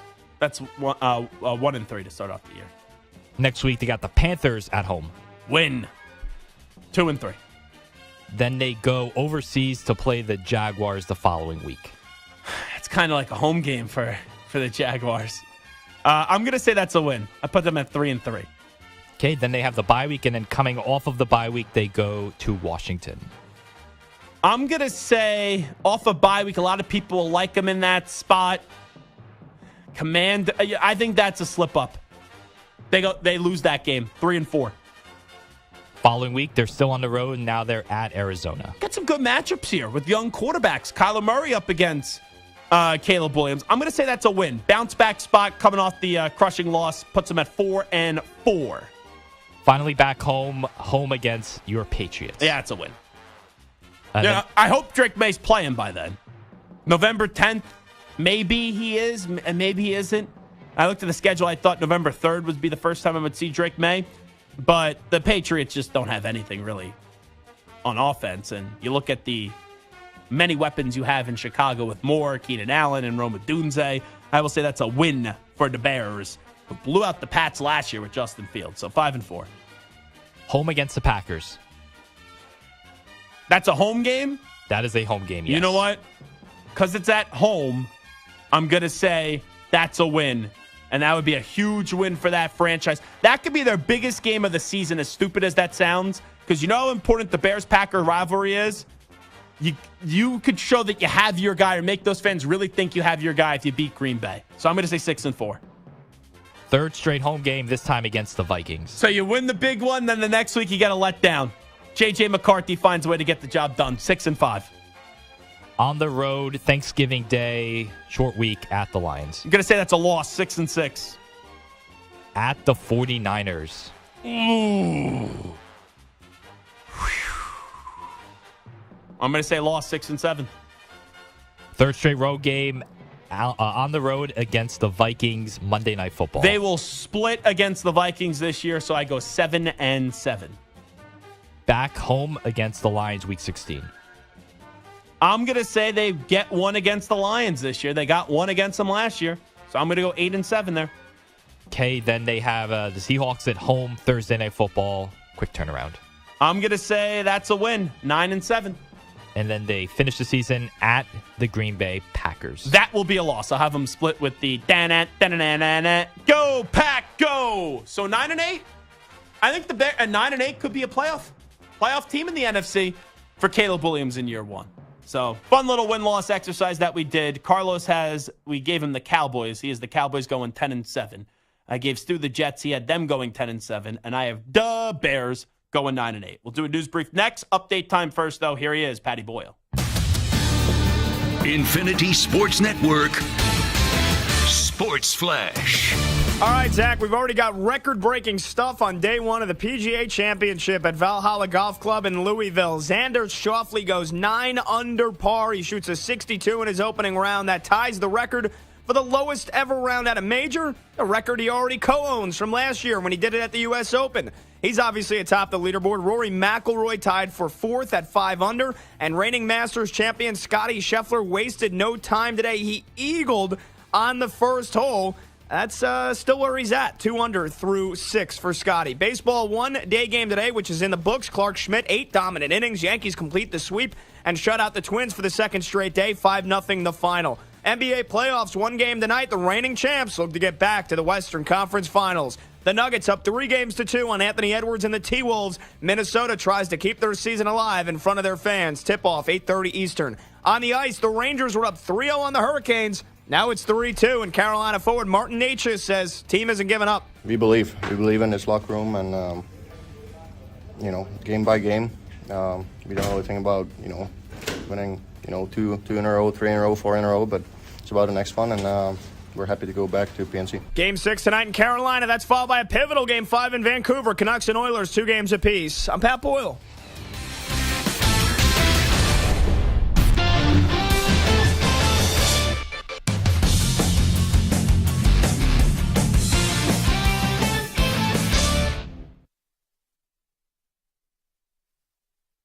You're in a 5-minute break.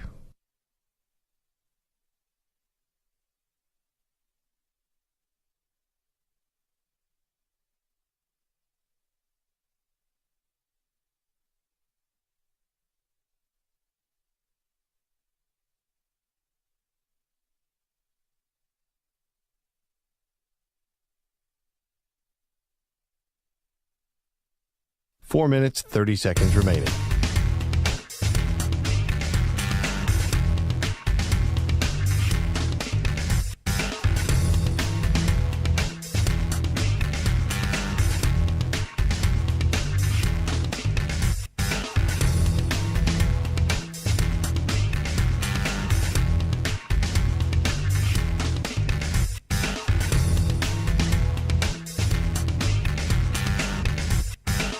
Four minutes remaining.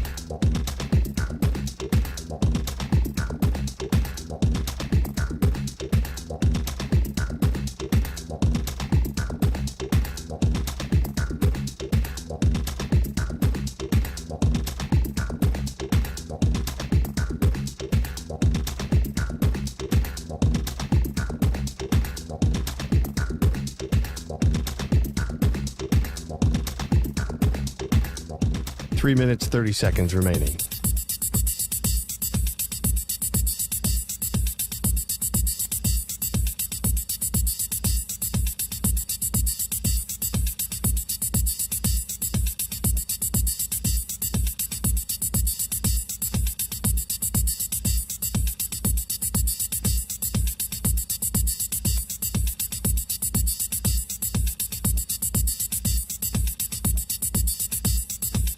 Three minutes remaining.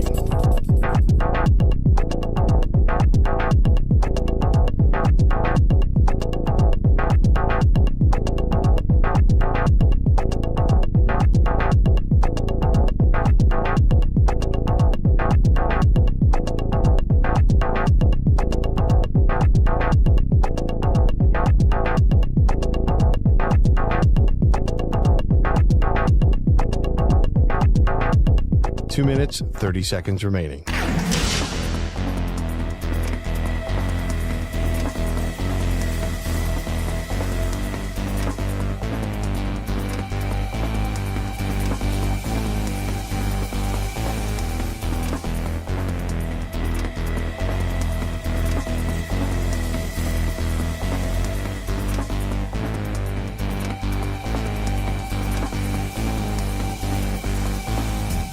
Two minutes remaining.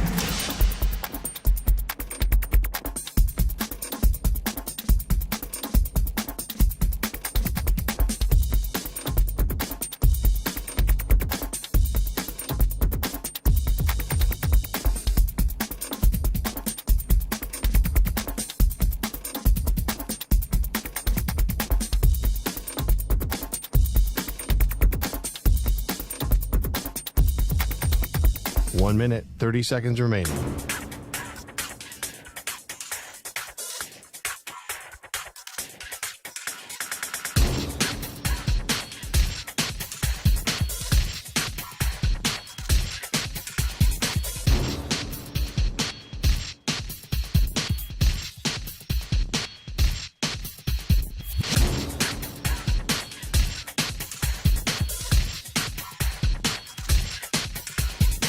One minute remaining.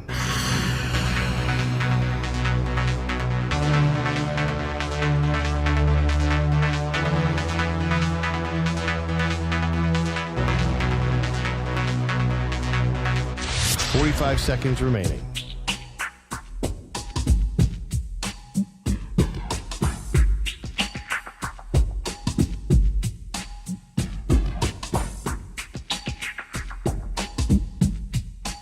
Seconds remaining.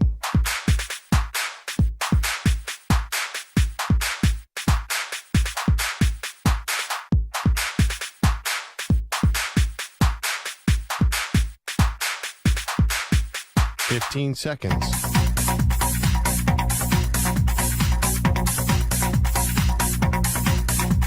Break ends in 5 seconds.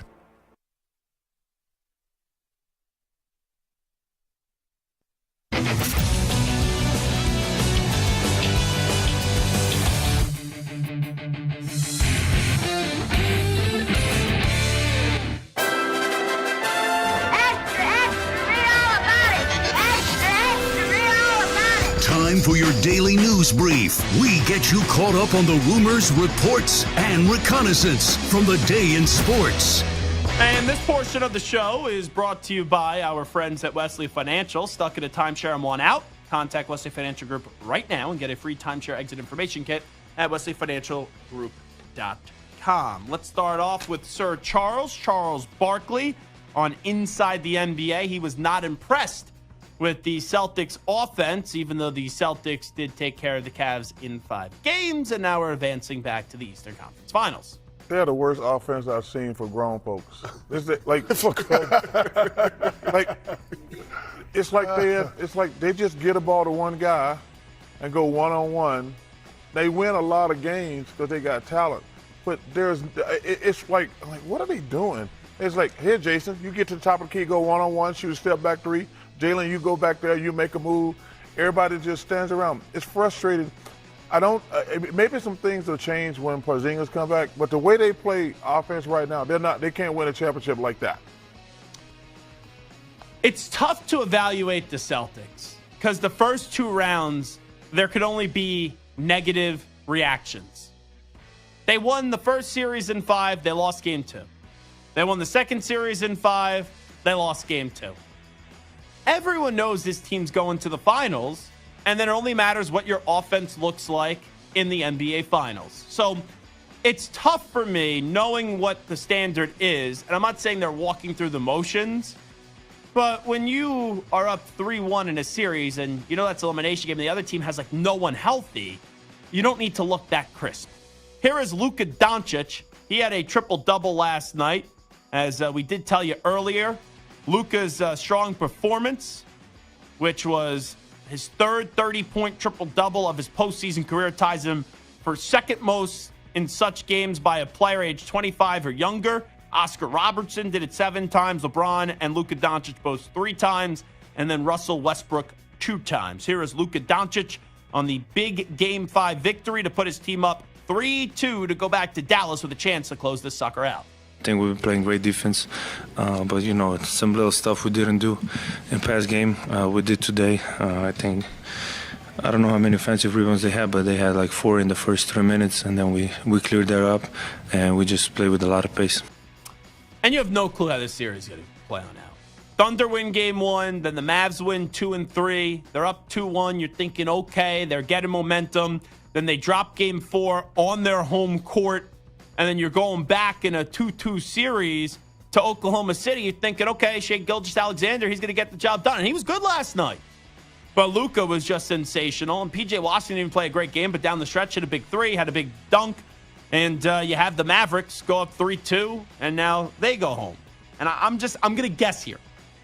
And I had the Mavericks win the series before the series started. When I got to 2-2, I definitely thought the Thunder were going to win the series. You would think. You would assume, and you know what happens when you assume, make an ass out of you and me. You would assume the Mavericks are going to win Game 6, but who knows? Did you see the hockey? 3 of the series out of the 4 series that are going on right now, they were at 3-1, and all the teams that were at 3-1 were on their home ice with a chance to close the team out in Game 5.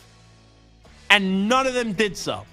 Stars lost to the Avalanche last night with a chance to close them out. Rangers a few nights ago, they lost to the Hurricanes. And the Panthers lost to the Bruins in Game 5. So now all those series are 3-2 as they now go to the road team that's trying to force a Game 7. So we'll see how many of those road teams tonight or throughout the next few days will be able to advance to the conference finals. Okay, let's get back to the NBA. Luka Doncic on being taunted by the Oklahoma City crowd. Luka, this Oklahoma City fan base has taken a little bit of a liking to you, so to speak. As a competitor, do you thrive on just being able to silence the crowd the way you did in the game that you had? I love it. And when they chant Luka sucks, it gets me going. Man. It's even better. That's awesome. And that's how it should be. As long as it never crosses a line. Like if you're just going to chant Luka sucks, I think that's in in all fun nature, in terms of being a sports fan. But it sometimes in a hostile environment, which you want, it could go against you when it provides a little extra motivation. And you have some players that will get rattled by that. Luka Doncic, obviously not one of those players. Let's continue here with the Mavs. Here's Jason Kidd, the coach of the team. He loved the effort that he saw in Game 5. We were aggressive. The mindset, whoever's going to come out to be aggressive, it tends to get the lead or control of the game. And so for us, it was attacking the ball, touching the paint, and making plays for one another. I thought the energy was at a high, and the being unselfish was at a high level too. So Mavs go up 3-2. We'll see if they could close it out returning home. NFL schedule was released last night. Joe Buck was doing an interview, the voice of Monday Night Football on ESPN, and he was actually asked about his Disney trip with 6-year-old twins. Listen up. Don't look a day over 55 either. So I feel 155. I've got twin 6-year-olds. That's what that trip to who, Disney World did to you. Yeah. Oh my God. We were there for 9 days. We were there for 9 days. My back is still recovering. I am old. It was wonderful. It was wonderful. I loved it. I love Absolutely. Disney. Yes. Unbelievable. Totally. Yeah, they had the best time. That's all that matters. Ibuprofen, trust me. My back's still sore from April. I get it. Get you a pretzel. Ibuprofen is just the start, Kevin. It's just the start. Yeah. Is that Joe Buck just saying after the ibuprofen he's hitting maybe the whiskey bottle? Or I'm just going to go on a limb here. As long as he doesn't operate heavy machinery, it's fine with me. Okay. Let's hear from one voice to the next. This is Kevin Burkhardt, the lead voice on Fox for football and announcing games with Tom Brady this season, courtesy of the NFL Network. Anytime you have a new partner in anything, and I've had a few now, you just got to build a relationship, right? And I knew Tom from a working relationship, but I didn't really know him from a personal relationship. So I think that's number one, and we've been doing that and spending time together. And then the second part is we're working behind the scenes, right? We're rehearsing and practicing and just kind of getting used to each other. And he's getting used to TV. And it's been cool. I mean, there's been moments, I think I shared this on your show a few weeks ago, but there's been moments where he just says something and you're like, oh my gosh, that is so cool. And I'm nerding out. And for him, it's kind of commonplace. So I think there's going to be a lot of those moments because we've never heard him really talk about that stuff, So I think there's going to be a lot of firsts for him where people are like, whoa, that was pretty neat. I think Brady is going to be a lot better in the booth than what people think, but I'm sick and tired of talking about the announcers. Poor Greg Olsen. He got demoted. I understand he took a $7 million pay cut. He's calling games still. He's on the second team with Joe Davis. It's like, I'm just sick of I hope Brady's a rock star. Because everyone that's been whining and bitching and complaining about this whole Greg Olsen stuff, Greg Olsen's a good announcer. I'm not saying anything negative about Greg Olsen. He's good. But people act like it's a crime with what Fox did. It's the upside of having the greatest quarterback of all time being a stud at this. You take that risk even if he ends up stinking. Oh, Carlos, I like you a lot. But don't tell me you're one of these people that are like, oh, poor Greg Olsen. Listen, he's got more money than I'll ever have, but a $7 million haircut is a $7 million haircut. You mean pay cut? Well, yeah, that's what I mean by haircut. Oh, okay. Is that what you say? Is that like some joke that I don't know? Yeah, it's like I don't know. It's like a something that's thrown around. Yeah, it's a haircut. Okay. Let's go to Odell Beckham Jr., the impact Mike McDaniel had on him signing in Miami. He sold it to me. Because it's just his energy. It's just we speak the same language. We was talking the conversations we had about football, and just the opportunity that I said, it's presenting itself. And God put it in front of me, and that's kind of just where I went and rolled with it. And then finally, we go to the ice. Stars are up 3-1 in the series. Had a chance to close out the Avalanche, who won the Cup 2 years ago. Had a chance to close them out on their home ice. They had 2 leads. Pavelski made it 1-0. Then they found a way to get up 2-1. Cale Makar came up huge on the power play to make it 2-2. And going into the third, Casey Middlestat, he got the goal early into the third to put the Avalanche up 3-2. Here's Avalanche Radio. Mikko Rantanen, 100 career playoff points for him. Works it to the corner. Out there with the second line, Parise knocks it down. Works to the slot. Leaves it for Sam Girard. Shot through traffic. Knocked down Parise. Wide open net. It's off of Ottinger and in. The mighty Casey has struck for the Colorado Avalanche. He has goals in back-to-back games. And Colorado has their first lead of the series. 3-2. A minute and 12 seconds into the third period. So there you go. A 3-2 lead. And I used to like Connor McGahey a lot, who's the Avalanche voice. Those are 2 calls I've heard from this postseason where I think he's trying to jam like 50 pounds of crap into a 25-pound suitcase. Makar ended up getting another goal. Stars did answer back to make it 4-3, and then Nathan MacKinnon late in the game did step up and deliver with the goal. So Makar and MacKinnon stepping up. Whenever you have MacKinnon and Makar stepping up, it will usually take the Avalanche very far. But in this case, it leads them to a Game 6 back on their home ice with Dallas up 3-2. Okay, we will take a 5-minute timeout right here on the Zach Gelb Show on the Infinity Sports Network. You'd always interact with us on Instagram, Twitter, X, at Zach Gelb. That's ZACHGLB. You can hit us up 855-212-4227, 855-212-4227. When we come on back, how about them Cowboys? Brandin Cooks, Cowboys wide receiver, will be joining us on the show when we return.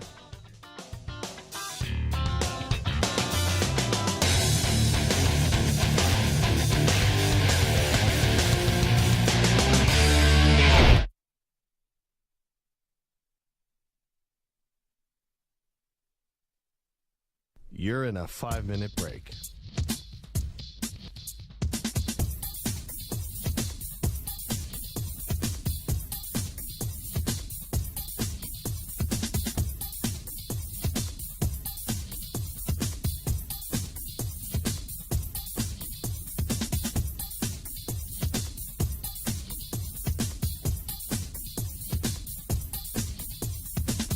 Four minutes, 30 seconds remaining.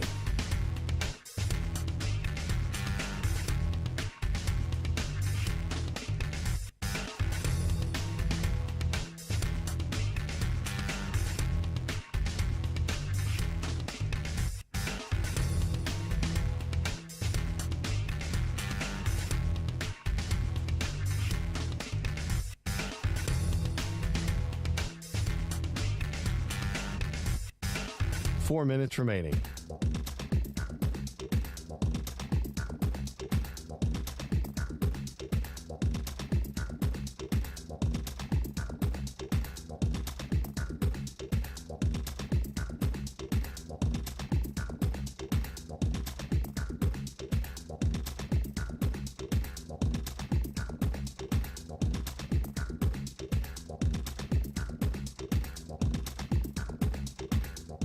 Three minutes, 30 seconds remaining.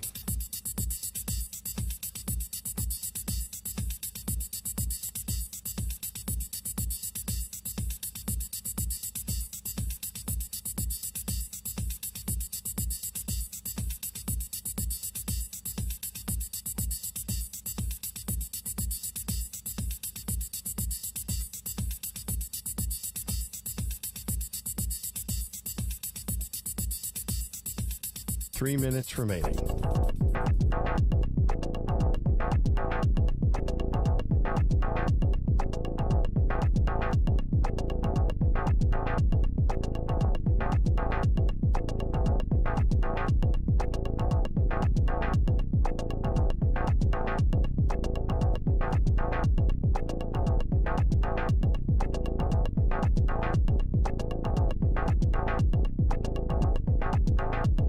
Two minutes, 30 seconds remaining.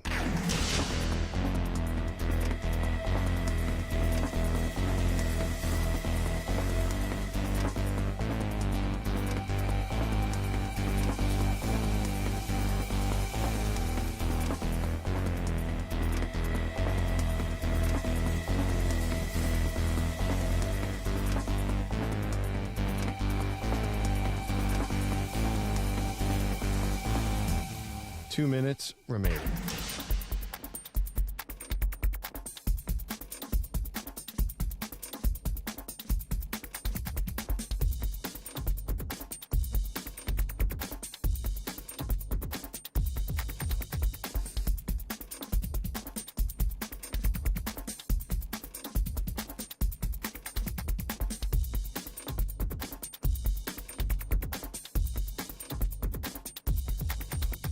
One minute, 30 seconds remaining.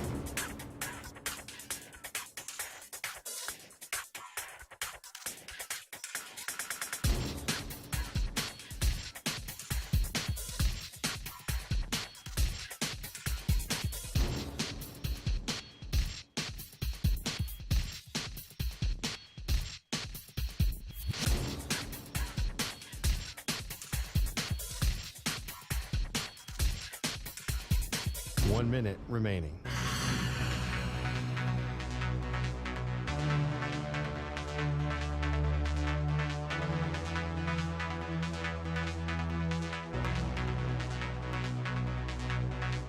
Forty-five seconds remaining.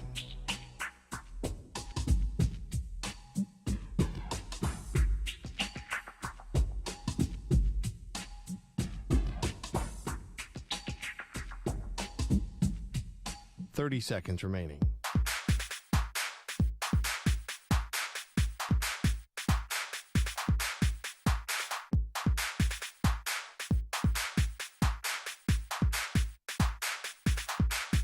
Fifteen seconds.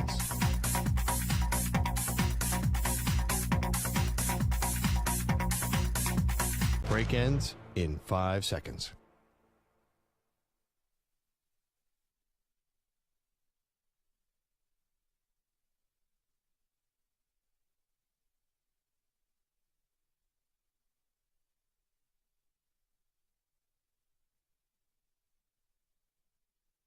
To infinity and beyond. He's live. He's nationwide. This is the Zach Gelb Show.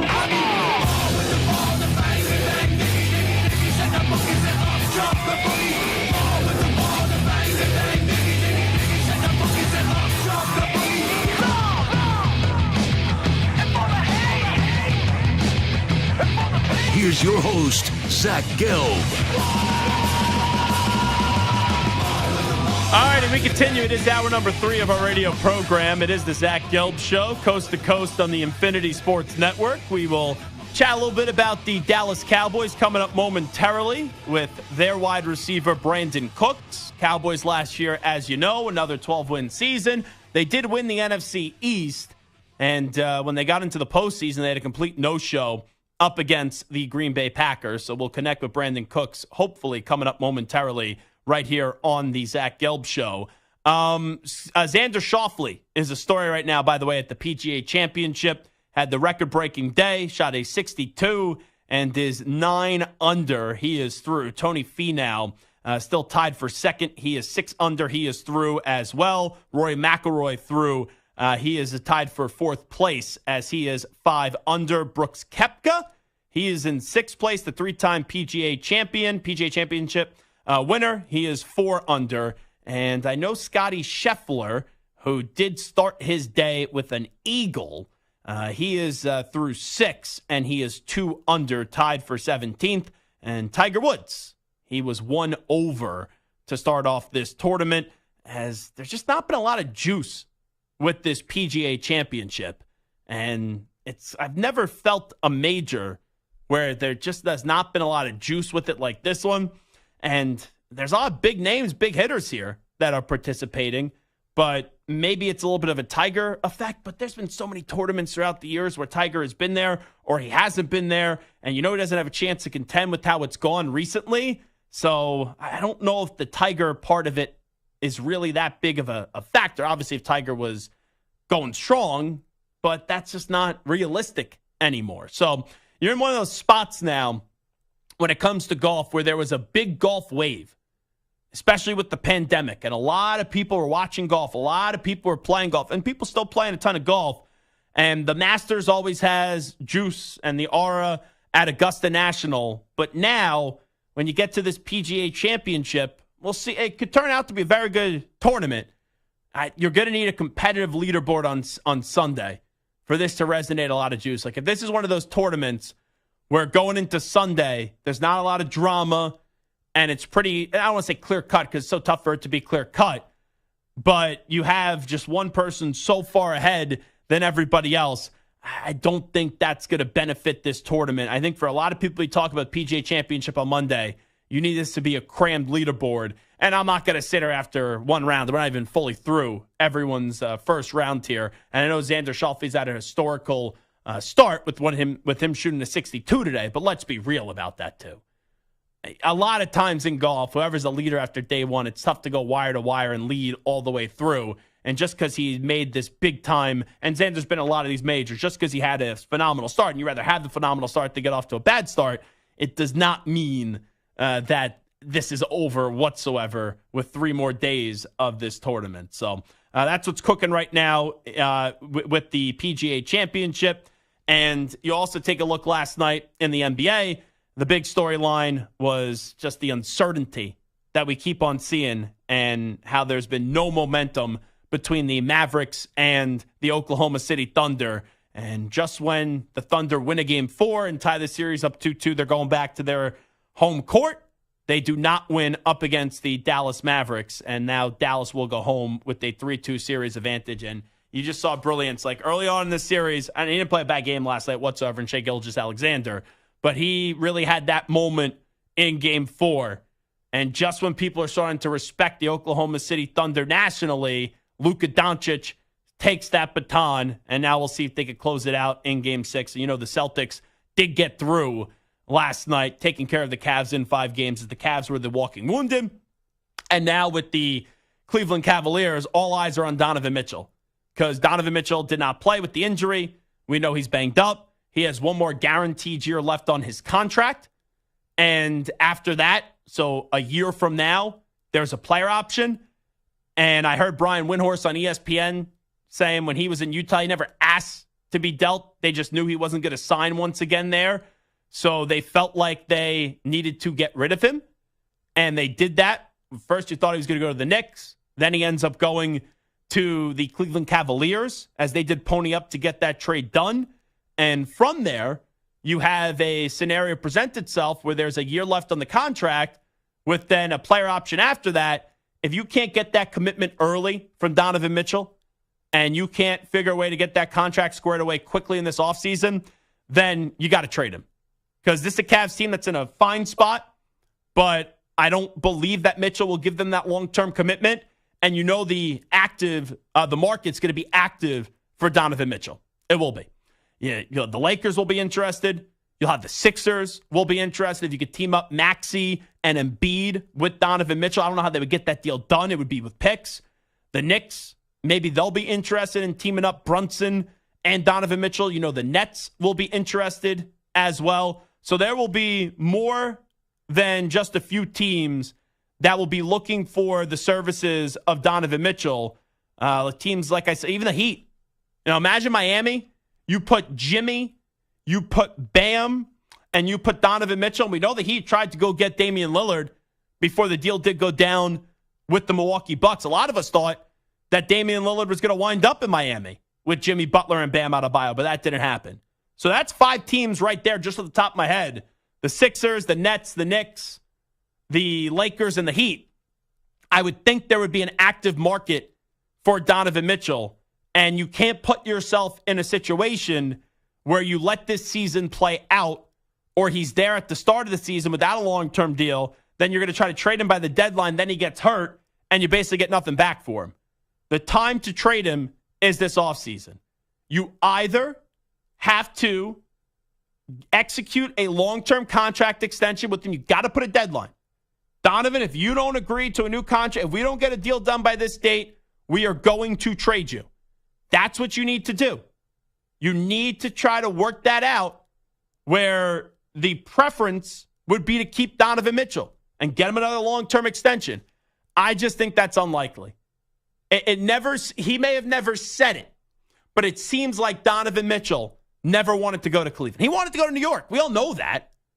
And the Knicks didn't get a deal done for Donovan Mitchell. So now, a few years later, after he's been in Cleveland for a while, and there's not this long-term deal agreed upon with the contract coming up to an end, and he's still under 30. I think Mitchell's 27. You can't get that deal done, then you got to look to trade him away. Because the worst thing would happen is if you get through next season and you're just trusting, right? This isn't LeBron where the play, like Donovan Mitchell's a very good player. But here's the hot take of the day. He's not LeBron. When LeBron was there, you could run that risk of getting nothing back for him if he was going to leave you at the altar. Because until LeBron says, no, I'm not coming back, you run that risk. But with Donovan Mitchell, you can't run that risk. Because if you let him walk for nothing, or in just some like sign and trade that doesn't net you back as rich a return if you trade him now, that would be a bad look for that organization. And there's a lot of teams right now in the NBA where I saw Trista Crick, our pal at BetQL, she was talking about how the Bulls want to keep DeMar DeRozan so they can continue to compete. And at first she was like, compete for what? And we think competing means you're competing for a championship. But how us fans think that way isn't how everyone else thinks or with realistic expectations. Like the Bulls are nowhere close to competing for a championship. There's the second hot take of the day. But to remain competitive, which very loose definition, and especially with this play-in tournament, there's ways to remain competitive when you're not really competitive. It's fighting for a playoff spot. And you look at a team like Cleveland, who was a top 5 seed this year. You know, they lose Donovan Mitchell to take a step back, but you need to set up your foundation. You need to set up your team to remain competitive, remain in the mix of being a top 8 seed, even with the extra bumper spots, as I like to call them, like when you go bowling with the bumpers, with the 9th and the 10th seed, with the play-in spots to keep you alive to consistently be a playoff team year in and year out. So that's decision-making time for the Cavs. Donovan Mitchell, you don't want to say, okay, I'm going to play out this year and then we'll see. No, that doesn't work. You got to trade him this offseason before the season starts if you can't figure out a long-term deal with him. And I look at those teams, the Heat, the Lakers, the Knicks, the Nets, and the Sixers. Where would I most want to see him go? You know, the Nets with Mikal Bridges and him, okay, that'd be fun, but they're never winning a championship. Even if the Lakers end up getting him, I don't think that's a bad thing. You put Donovan Mitchell with LeBron and Anthony Davis, go make another run. I don't think you're winning a championship, though, with that group.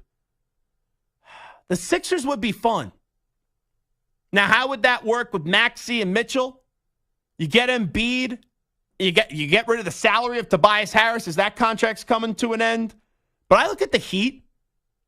I would actually like to see the Heat get Donovan Mitchell. The only tricky part there is, what's the long-term commitment for Jimmy Butler? Because Butler's looking for a new extension. Right? He's still under contract, but he'll be looking for an extension. And that was a weird press conference 2 weeks ago when their season ended. Pat Riley told Jimmy Butler, I don't want to hear you saying what you would have done if you were healthy. You weren't healthy, so shut up. And then basically saying we need to see more games, more regular season games for Jimmy Butler to figure out what long-term extension that we're going to give him. You know Jimmy Butler could be a royal pain in the ass at the end. Like, he loved Tom Thibodeau in Minnesota, but he was ready to fight the whole damn team. So if Jimmy feels a little uncomfortable, if Jimmy feels unwanted, he'll create issues in Miami. And it's one thing for Pat Riley to say that they're not going to trade Jimmy Butler, but you're not ready to give him a new deal, which I don't think the Heat should, because I don't think Jimmy Butler has much gas left in the tank.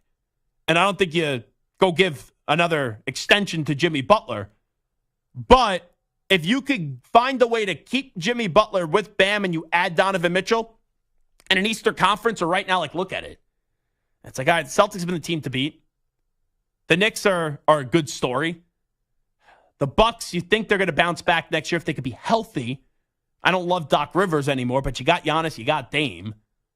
You know, that Heat team, we see them get to the NBA Finals twice, with Jimmy Butler being the top dog, with it being Jimmy and Bam. But they haven't been able to get over the hump of winning 4 more games in the NBA Finals because that team's ceiling's just getting there. You bring in Donovan Mitchell, that replaces what the team is trying to do last year, even though he's not as good of a player as Damian Lillard, but he's still pretty damn good in Donovan Mitchell. So I would not be opposed to him going to the Heat. The Knicks would be fun, and you'd wonder how it worked, but two great guys in the backcourt. Brunson's been in some great backcourts going back to college. I would imagine that would mean Julius Randle would be on his way out. So you got to figure out what you would do in the paint down low. But I think you would do Randle and picks to go get Donovan Mitchell, and you know he wants to come to New York and play for the Knicks. So I guess my preference would be Heat 1, Knicks 2, Sixers 3. Actually, no, Lakers 3, Sixers 4, and then the Nets 5, even though I was gassing up the Sixers first. It is the Zach Gelb Show on the Infinity Sports Network. We will take a timeout. We'll come on back after these short messages. You're in a 5-minute break.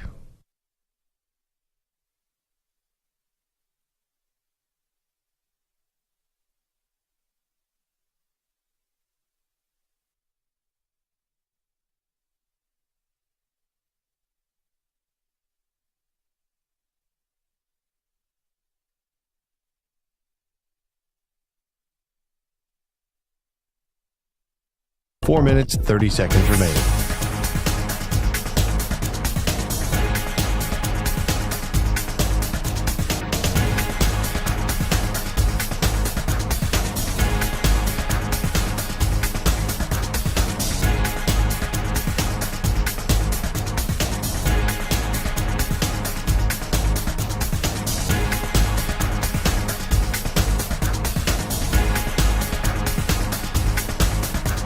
Four minutes remaining.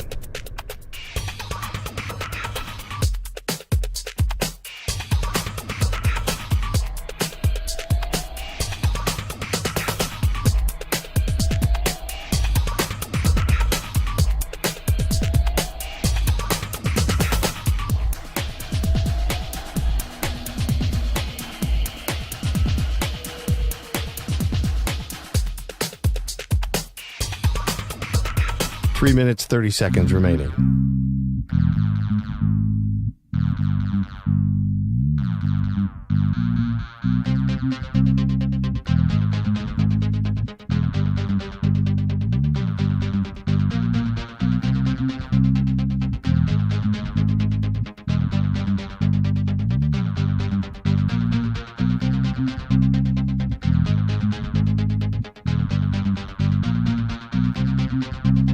Three minutes remaining.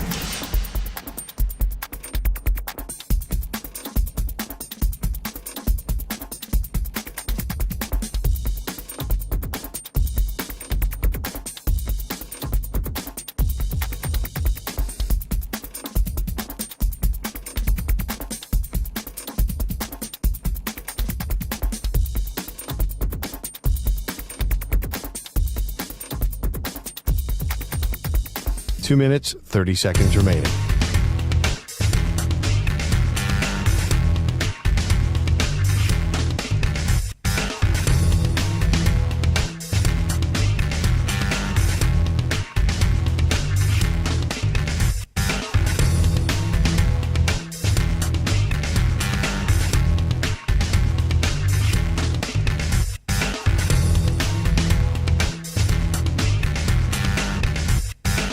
Two minutes remaining.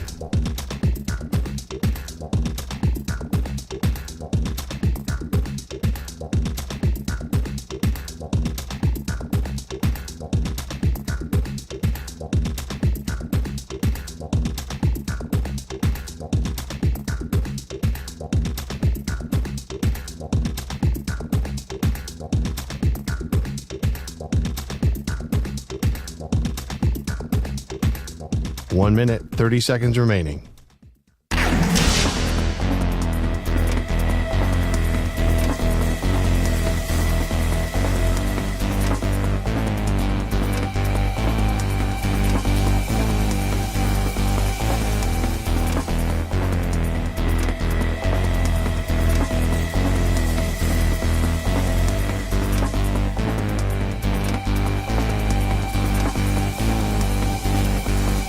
1 minute remaining.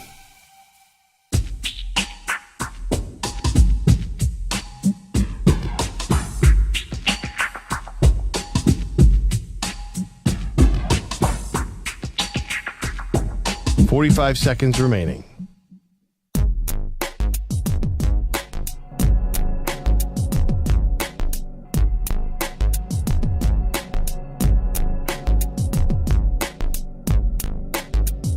.30 seconds remaining.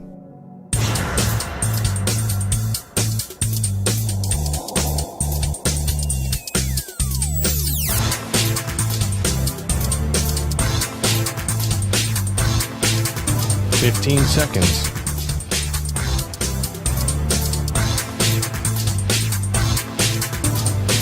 Break ends in 5 seconds.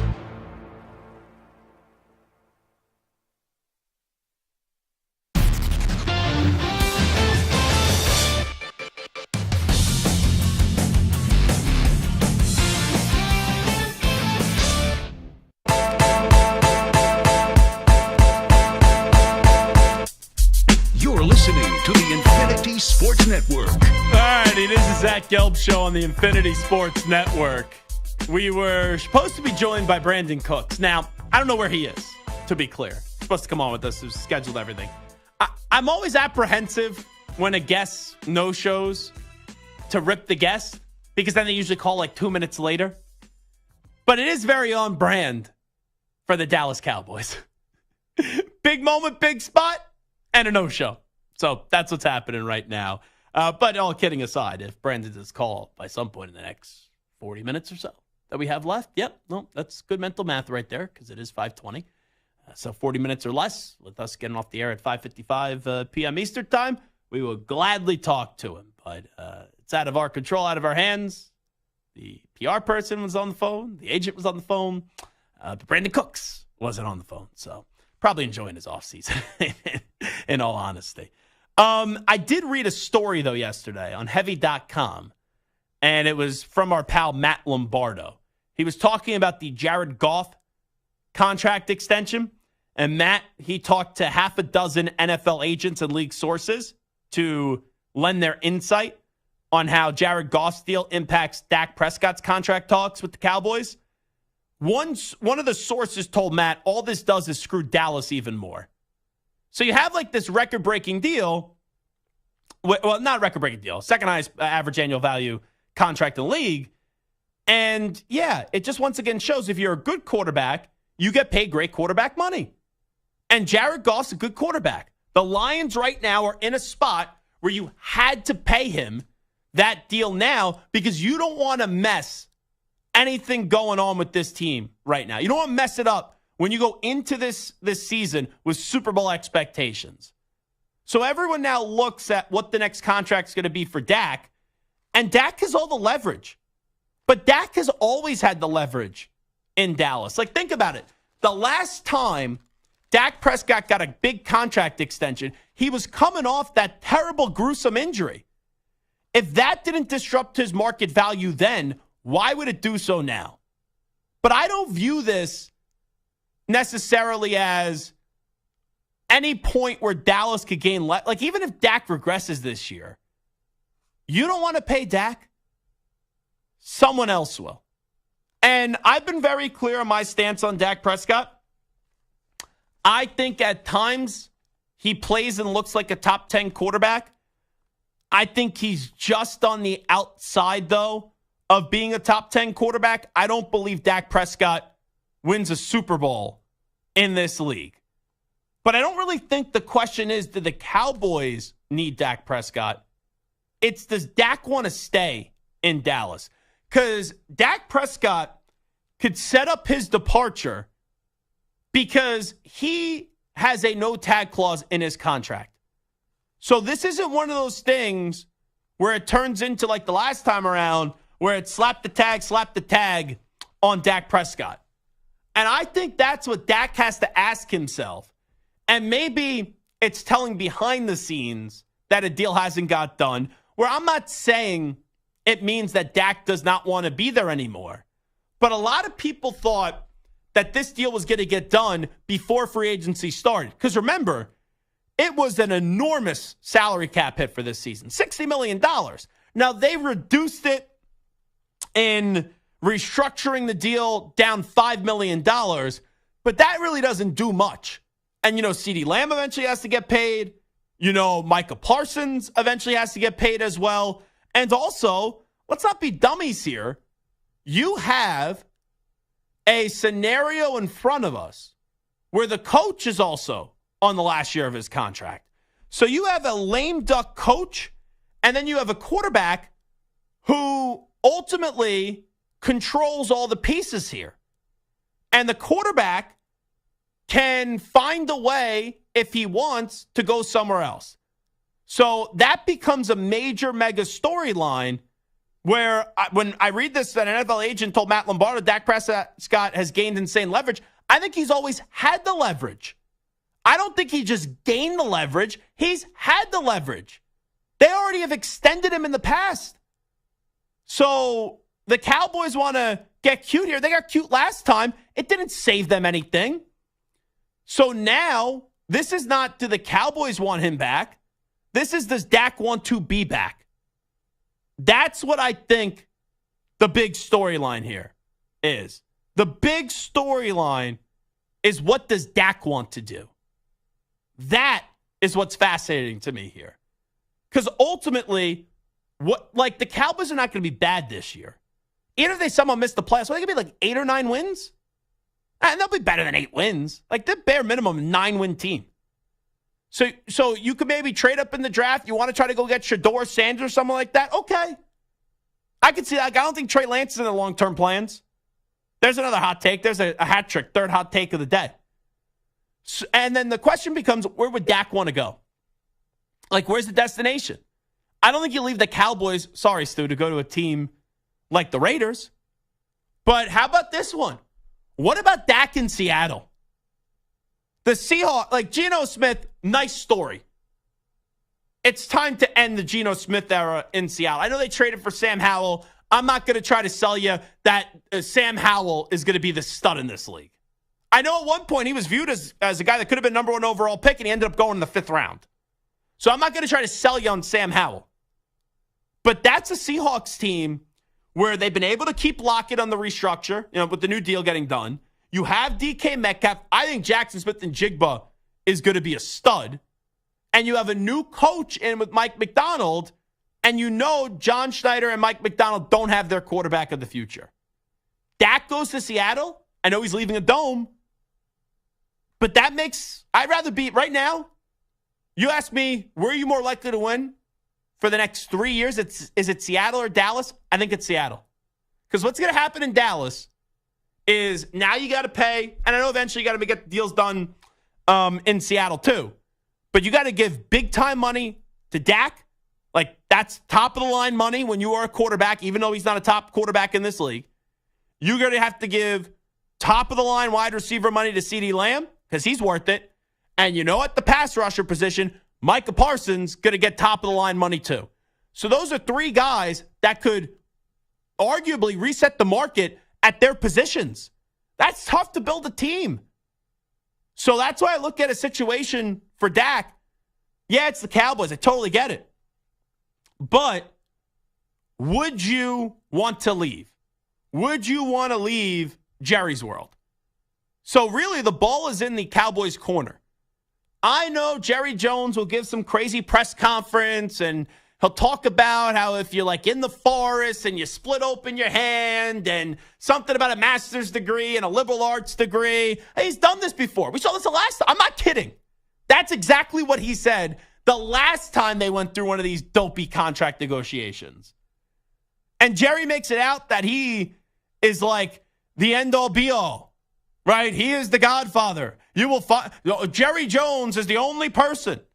He's the only erudite guy in the room. He's the only one that knows how to get a deal done. Baloney. Jerry Jones does not have leverage. Dak Prescott has leverage. And maybe a split is actually beneficial to both. Because for Dak, you get rid of all this drama and all this nonsense, which he's immune to. Because Jerry cares more about the drama than the wins and the losses. And then for the Cowboys, it gives you a chance to reset with some good pieces. But when you have a good quarterback, there are a lot of reasons why teams pay him great money, is it ain't easy to reset. Because you get rid of a good quarterback, you don't find that next guy. Not everyone goes from Alex Smith to Patrick Mahomes, okay? Not everyone goes from Joe Flacco to Lamar Jackson. A lot of times you see someone like Tom Brady leave a team, and then it's Mac Jones, and you draft another quarterback.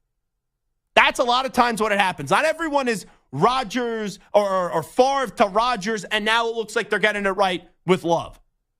So that's a tough thing to do, to get rid of a good quarterback. But then if you pay him great money, everyone bitches about how much money you're paying him. So this, to me, is not a Cowboys decision. This ultimately is a Dak decision. And they're not getting a new deal done. You know, CeeDee Lamb or Micah Parsons, you tell me they get a new deal done before the start of the season, I believe that. I think there is a 0% chance that they get a long-term deal done with Dak Prescott before the start of the season, because it doesn't make any sense to get one done now.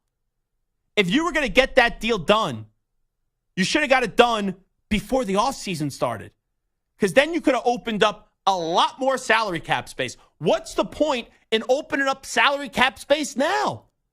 Free agency's already over. The Cowboys' chance to go all in already has come and gone.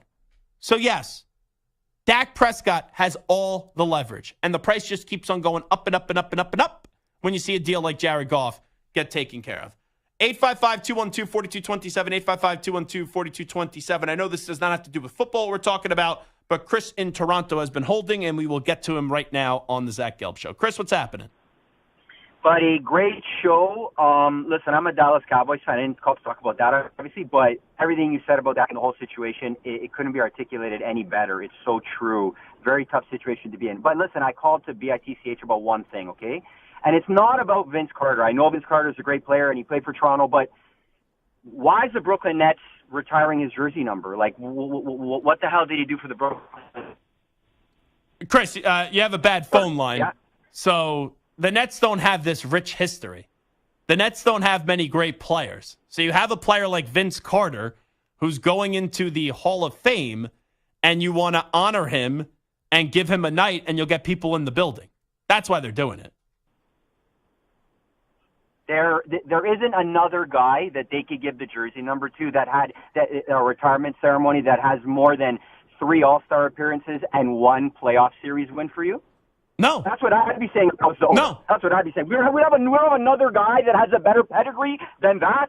No. That's why the Nets are the Nets. What are you going to do? You're going to retire Kevin Durant's number for playing like 80 games for them? I have no problem. Them retiring Vince Carter's number. And that's when I was a Nets fan.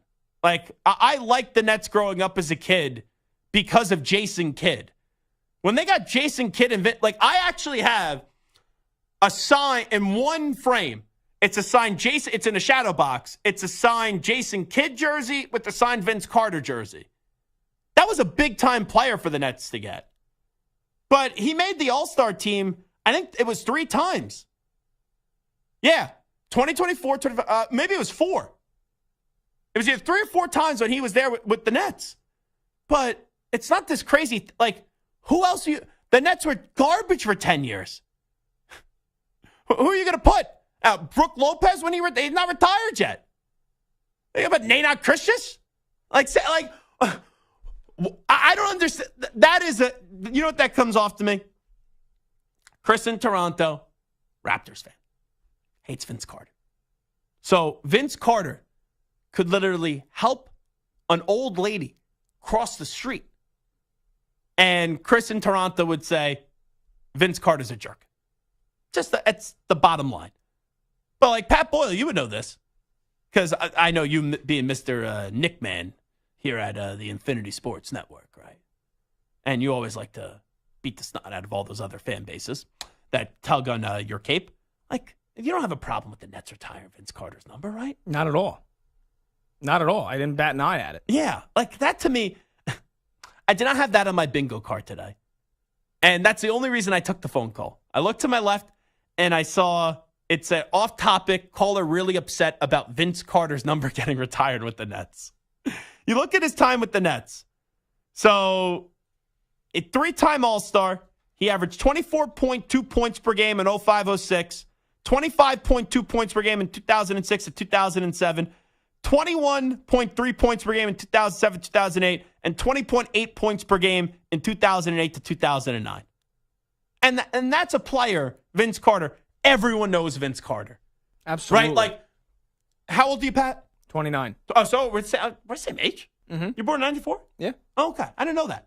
Like, in our era, like those early mid-2000 NBA players, there are some iconic names that in the annals of NBA history, like no one's saying that Vince Carter, right, is a top 20 player of all time. But with what he was, that's one, like those are one of those names, if he didn't even play in New York, that people would have a Vince Carter jersey.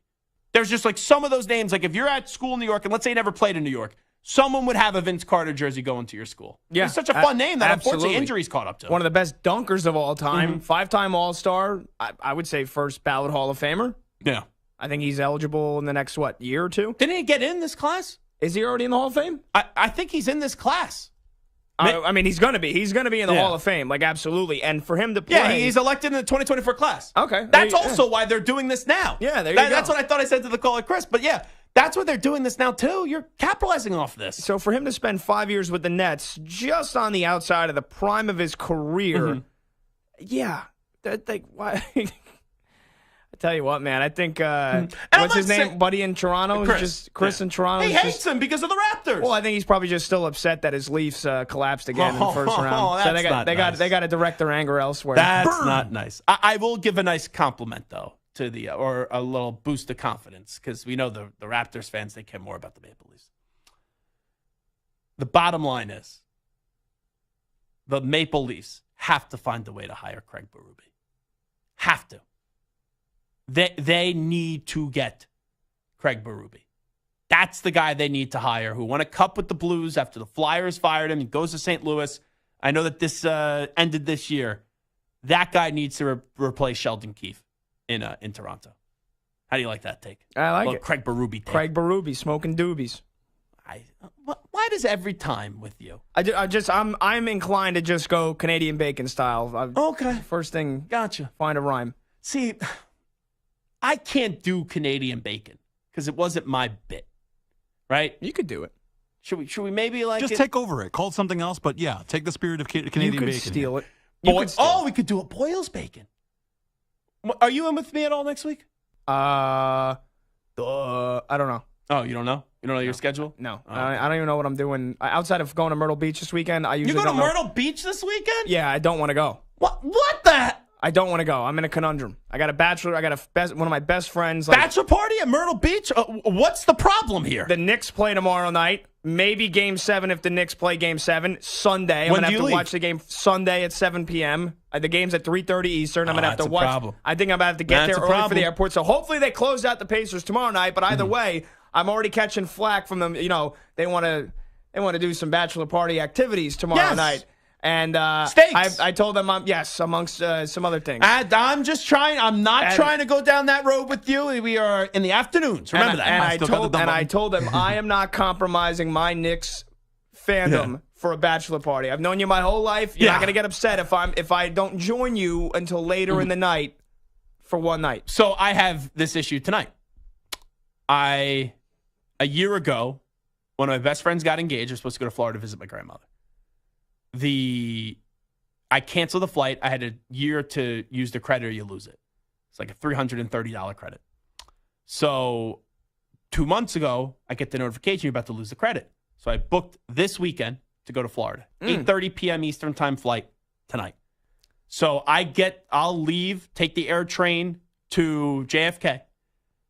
I will be in the airport before 7 o'clock. Yeah, your Rangers. So my Rangers are playing. So I will be able to watch the first period in the airport. Now, thankfully, I'm flying JetBlue. They have TVs on the flight. Yeah, so you'll be able to watch it on the flight. But that's a very nerve-wracking thing. If you get the seat where there's a TV outage or the lady goes, makes the announcement, and then it pops up on the screen when it's a crucial moment. Like they cut out of the game a couple of games ago? Yeah.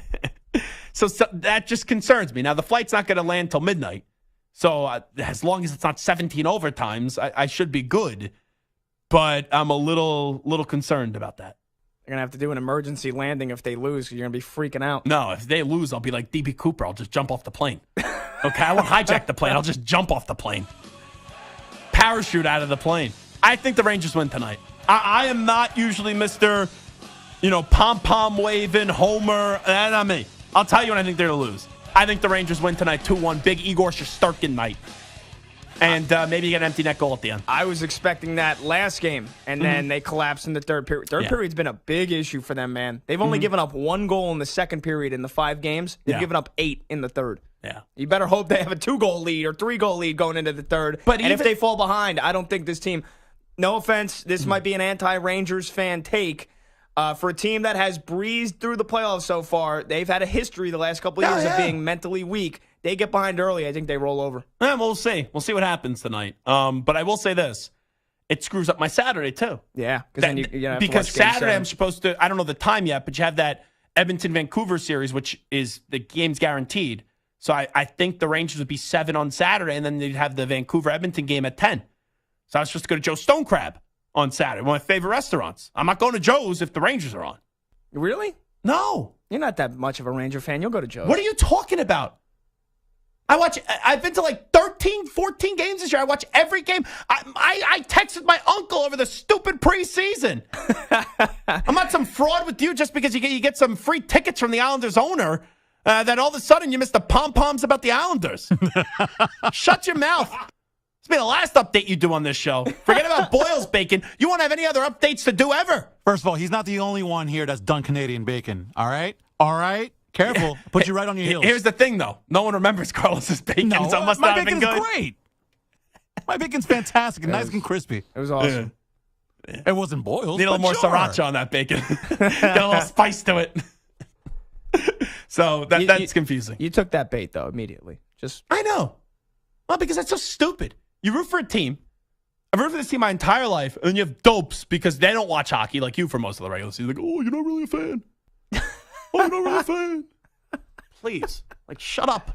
I'm going to call Joe's Stone Crab House, whatever it's called. Joe's Stone Crab? Yeah. And what city in Florida are you going to be in? Miami. I'm going to call Joe's in Miami and say, is there a large gentleman there, a tall gentleman with a Rangers jersey on, perhaps, half paying attention to the game? I'm not on the reservation list. I'm on the private list. Oh. I know my guy Bones. Oh. This is why you can find him on Instagram straight flexing. Yes. So I know a few people there. So. Okay. Don't need a reservation. Your boy wants to go. I make one phone call. Get right in. I'll have to make some calls in. Best $12 fried chicken I've ever had, by the way. Phenomenal. And then the stone crabs are just delicious, and the key lime pie. Hopefully it's good enough to wash away the tears. That's why I need the Rangers to win tonight, so I could stuff my fat face on a Saturday. But I don't know if that's going to happen. So you and I both in pickles. Well, here's the thing. Let's say they win. Next week I'm at a bachelor party. Next week I'm at a bachelor party. Like the Berkshires. One of these fugazi bachelor parties that you got to go. It's like, why are we going to the Berkshires? But that's Memorial Day weekend. Yeah. And so, if they win, they'll be in conference finals. Yeah. Where's that bachelor? What is it, Berkshires? Berkshires? Where's that? I have no clue. Well, what state? Stu? I have no idea. You have no idea what state you're going to be in next weekend? It doesn't even sound American. It sounds like it's in the UK. That sounds like a golf club. Berkshire. I think it's in, let's see, the Berkshires. Western Massachusetts. Yeah. Oh, boy. Not everyone can't be Puerto Rico and Barcelona and Orlando that I've been to recently. Here's the thing. Especially if, Florida closes out Boston tomorrow. Western Mass, they're going to want no part of putting a Ranger game on TV. I don't care. I'll be lame at the bachelor party, and I will sit in the house and just watch it there. Okay. I have no problem being antisocial. What if the Bruins come back and win that series? It's Rangers-Bruins. And you're in Western Mass. Do you maybe take a detour down to or wherever to TD Garden? Unlike some other people that worked here for the network, I ain't gonna touch the money. We will cross that bridge when we get there. Rangers win tonight. Means they're gonna lose. Not touching the money. 5-0. Not touching the money. The Rangers are gonna win. I feel like they're gonna win. Anyway, I gotta take a break here. Update time. Here is Pat Boyle aboard your death for the next 2 minutes.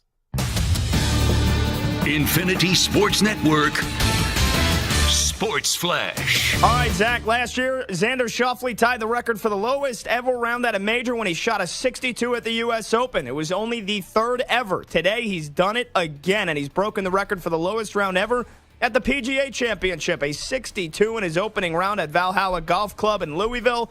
Schauffele is 9 under. Rory McIlroy, he is tied for fourth at 5 under. Scotty Scheffler wasted no time making waves as a dad. His first tournament since the birth of his first child. He eagled the first hole.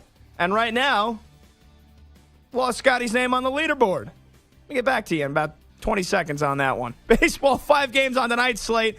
1-game final this afternoon. Yankees sweep the Twins and shut them out for the second straight game, 5-0. NBA playoff season on the line tonight for the T-Wolves. Game 6 against the reigning champion Nuggets. Minnesota down 3-2. They will get a boost tonight. Point guard Mike Conley, who missed last game with an Achilles injury, is expected to suit up and play tonight. Jamal Murray questionable again for Denver with a calf strain. He's been battling it for most of the playoffs.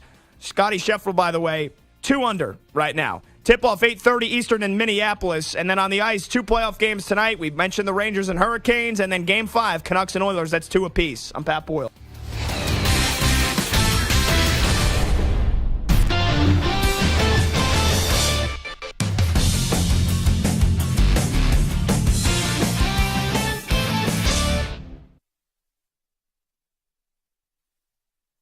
You're in a 5-minute break.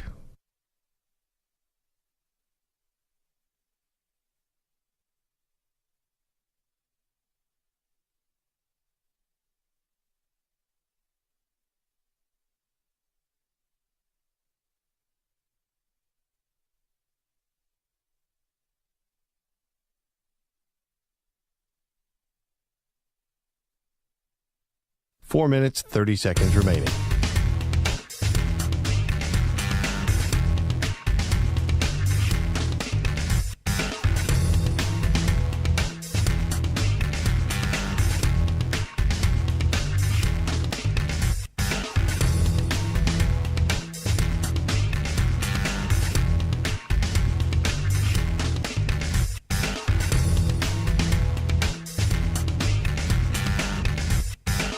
Four minutes remaining.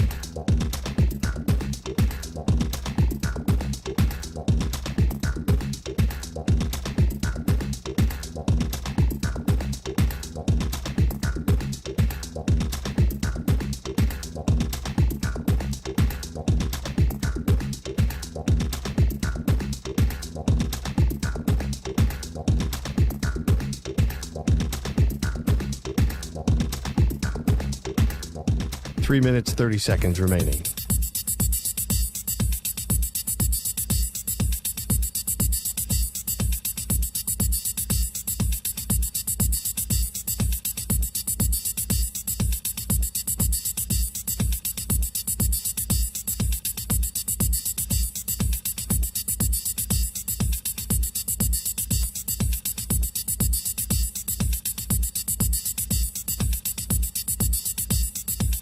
Three minutes remaining.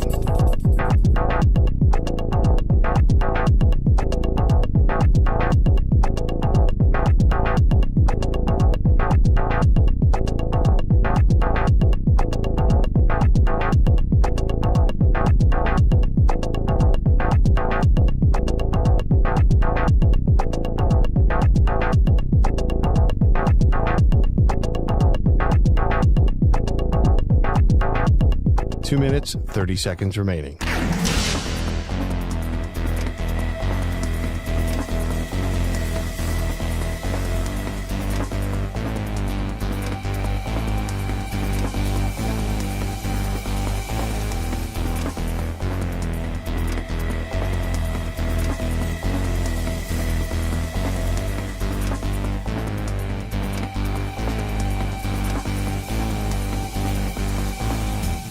Two minutes remaining.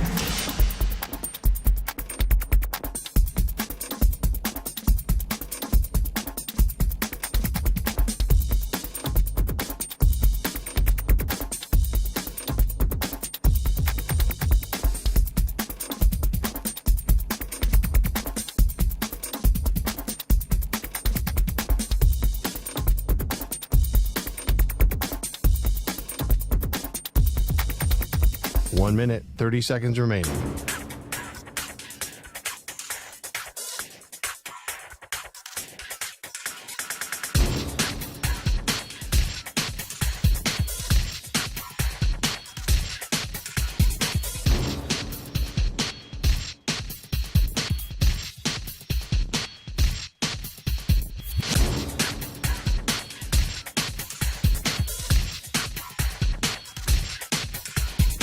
One minute remaining.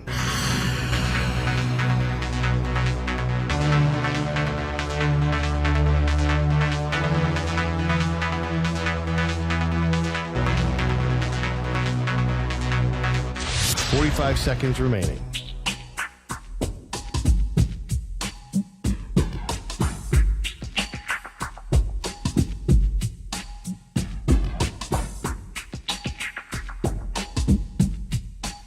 Seconds remaining.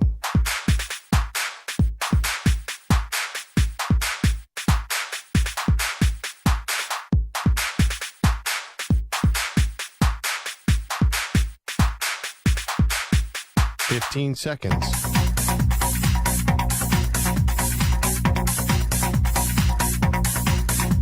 Break ends in 5 seconds.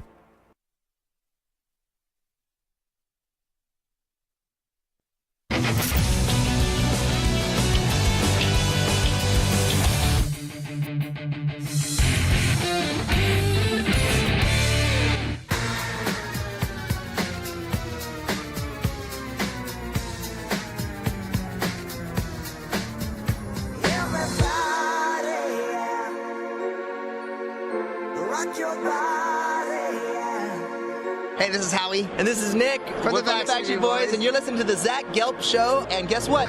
Zach is back. All right. He's live. He's nationwide. This is the Zach Gelb Show. Oh, my God, we're back again. All right, it is the Zach Gelb Show on the Infinity Sports Network. It is a Thursday, so let's get to a Zach Gelb Show PSA. Warning.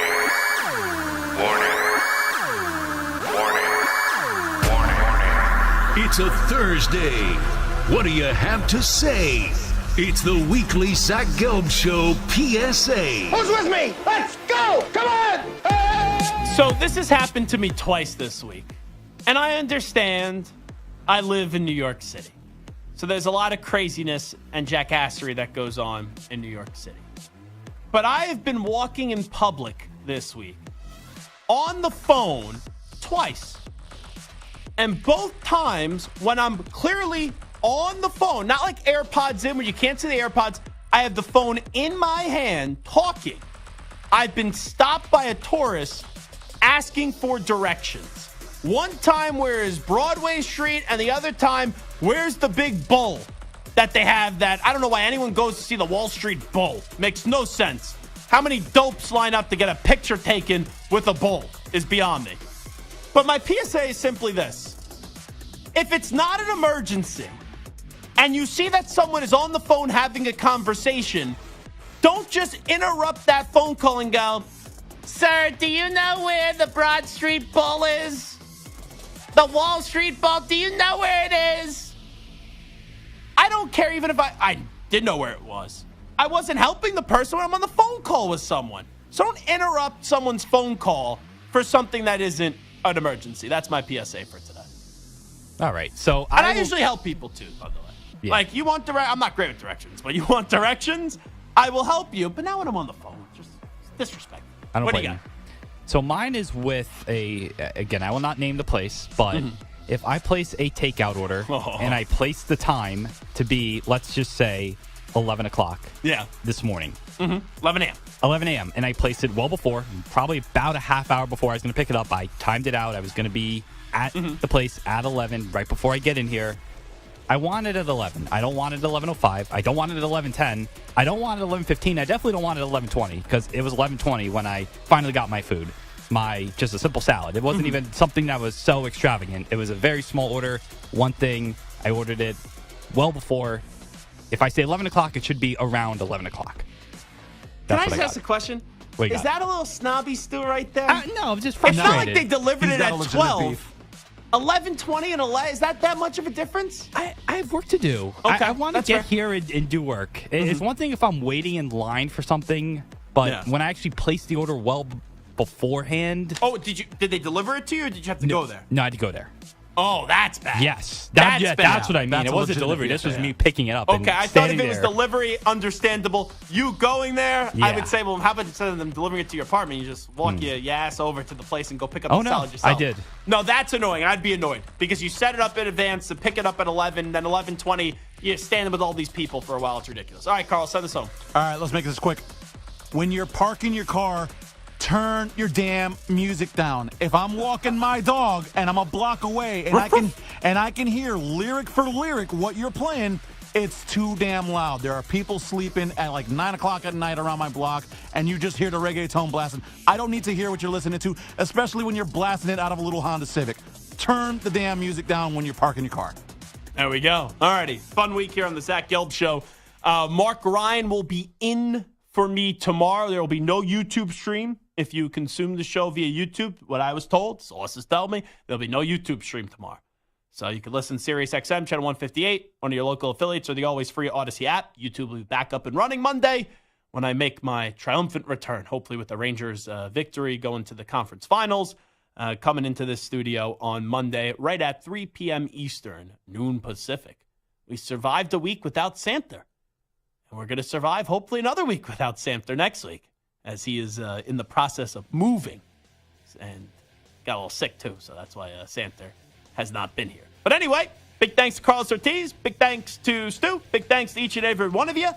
And I will talk to you on Monday at 3 p.m. Eastern, noon Pacific. All right, everybody. Have a great rest of your week and a great weekend. We out. Bye-bye. Peace.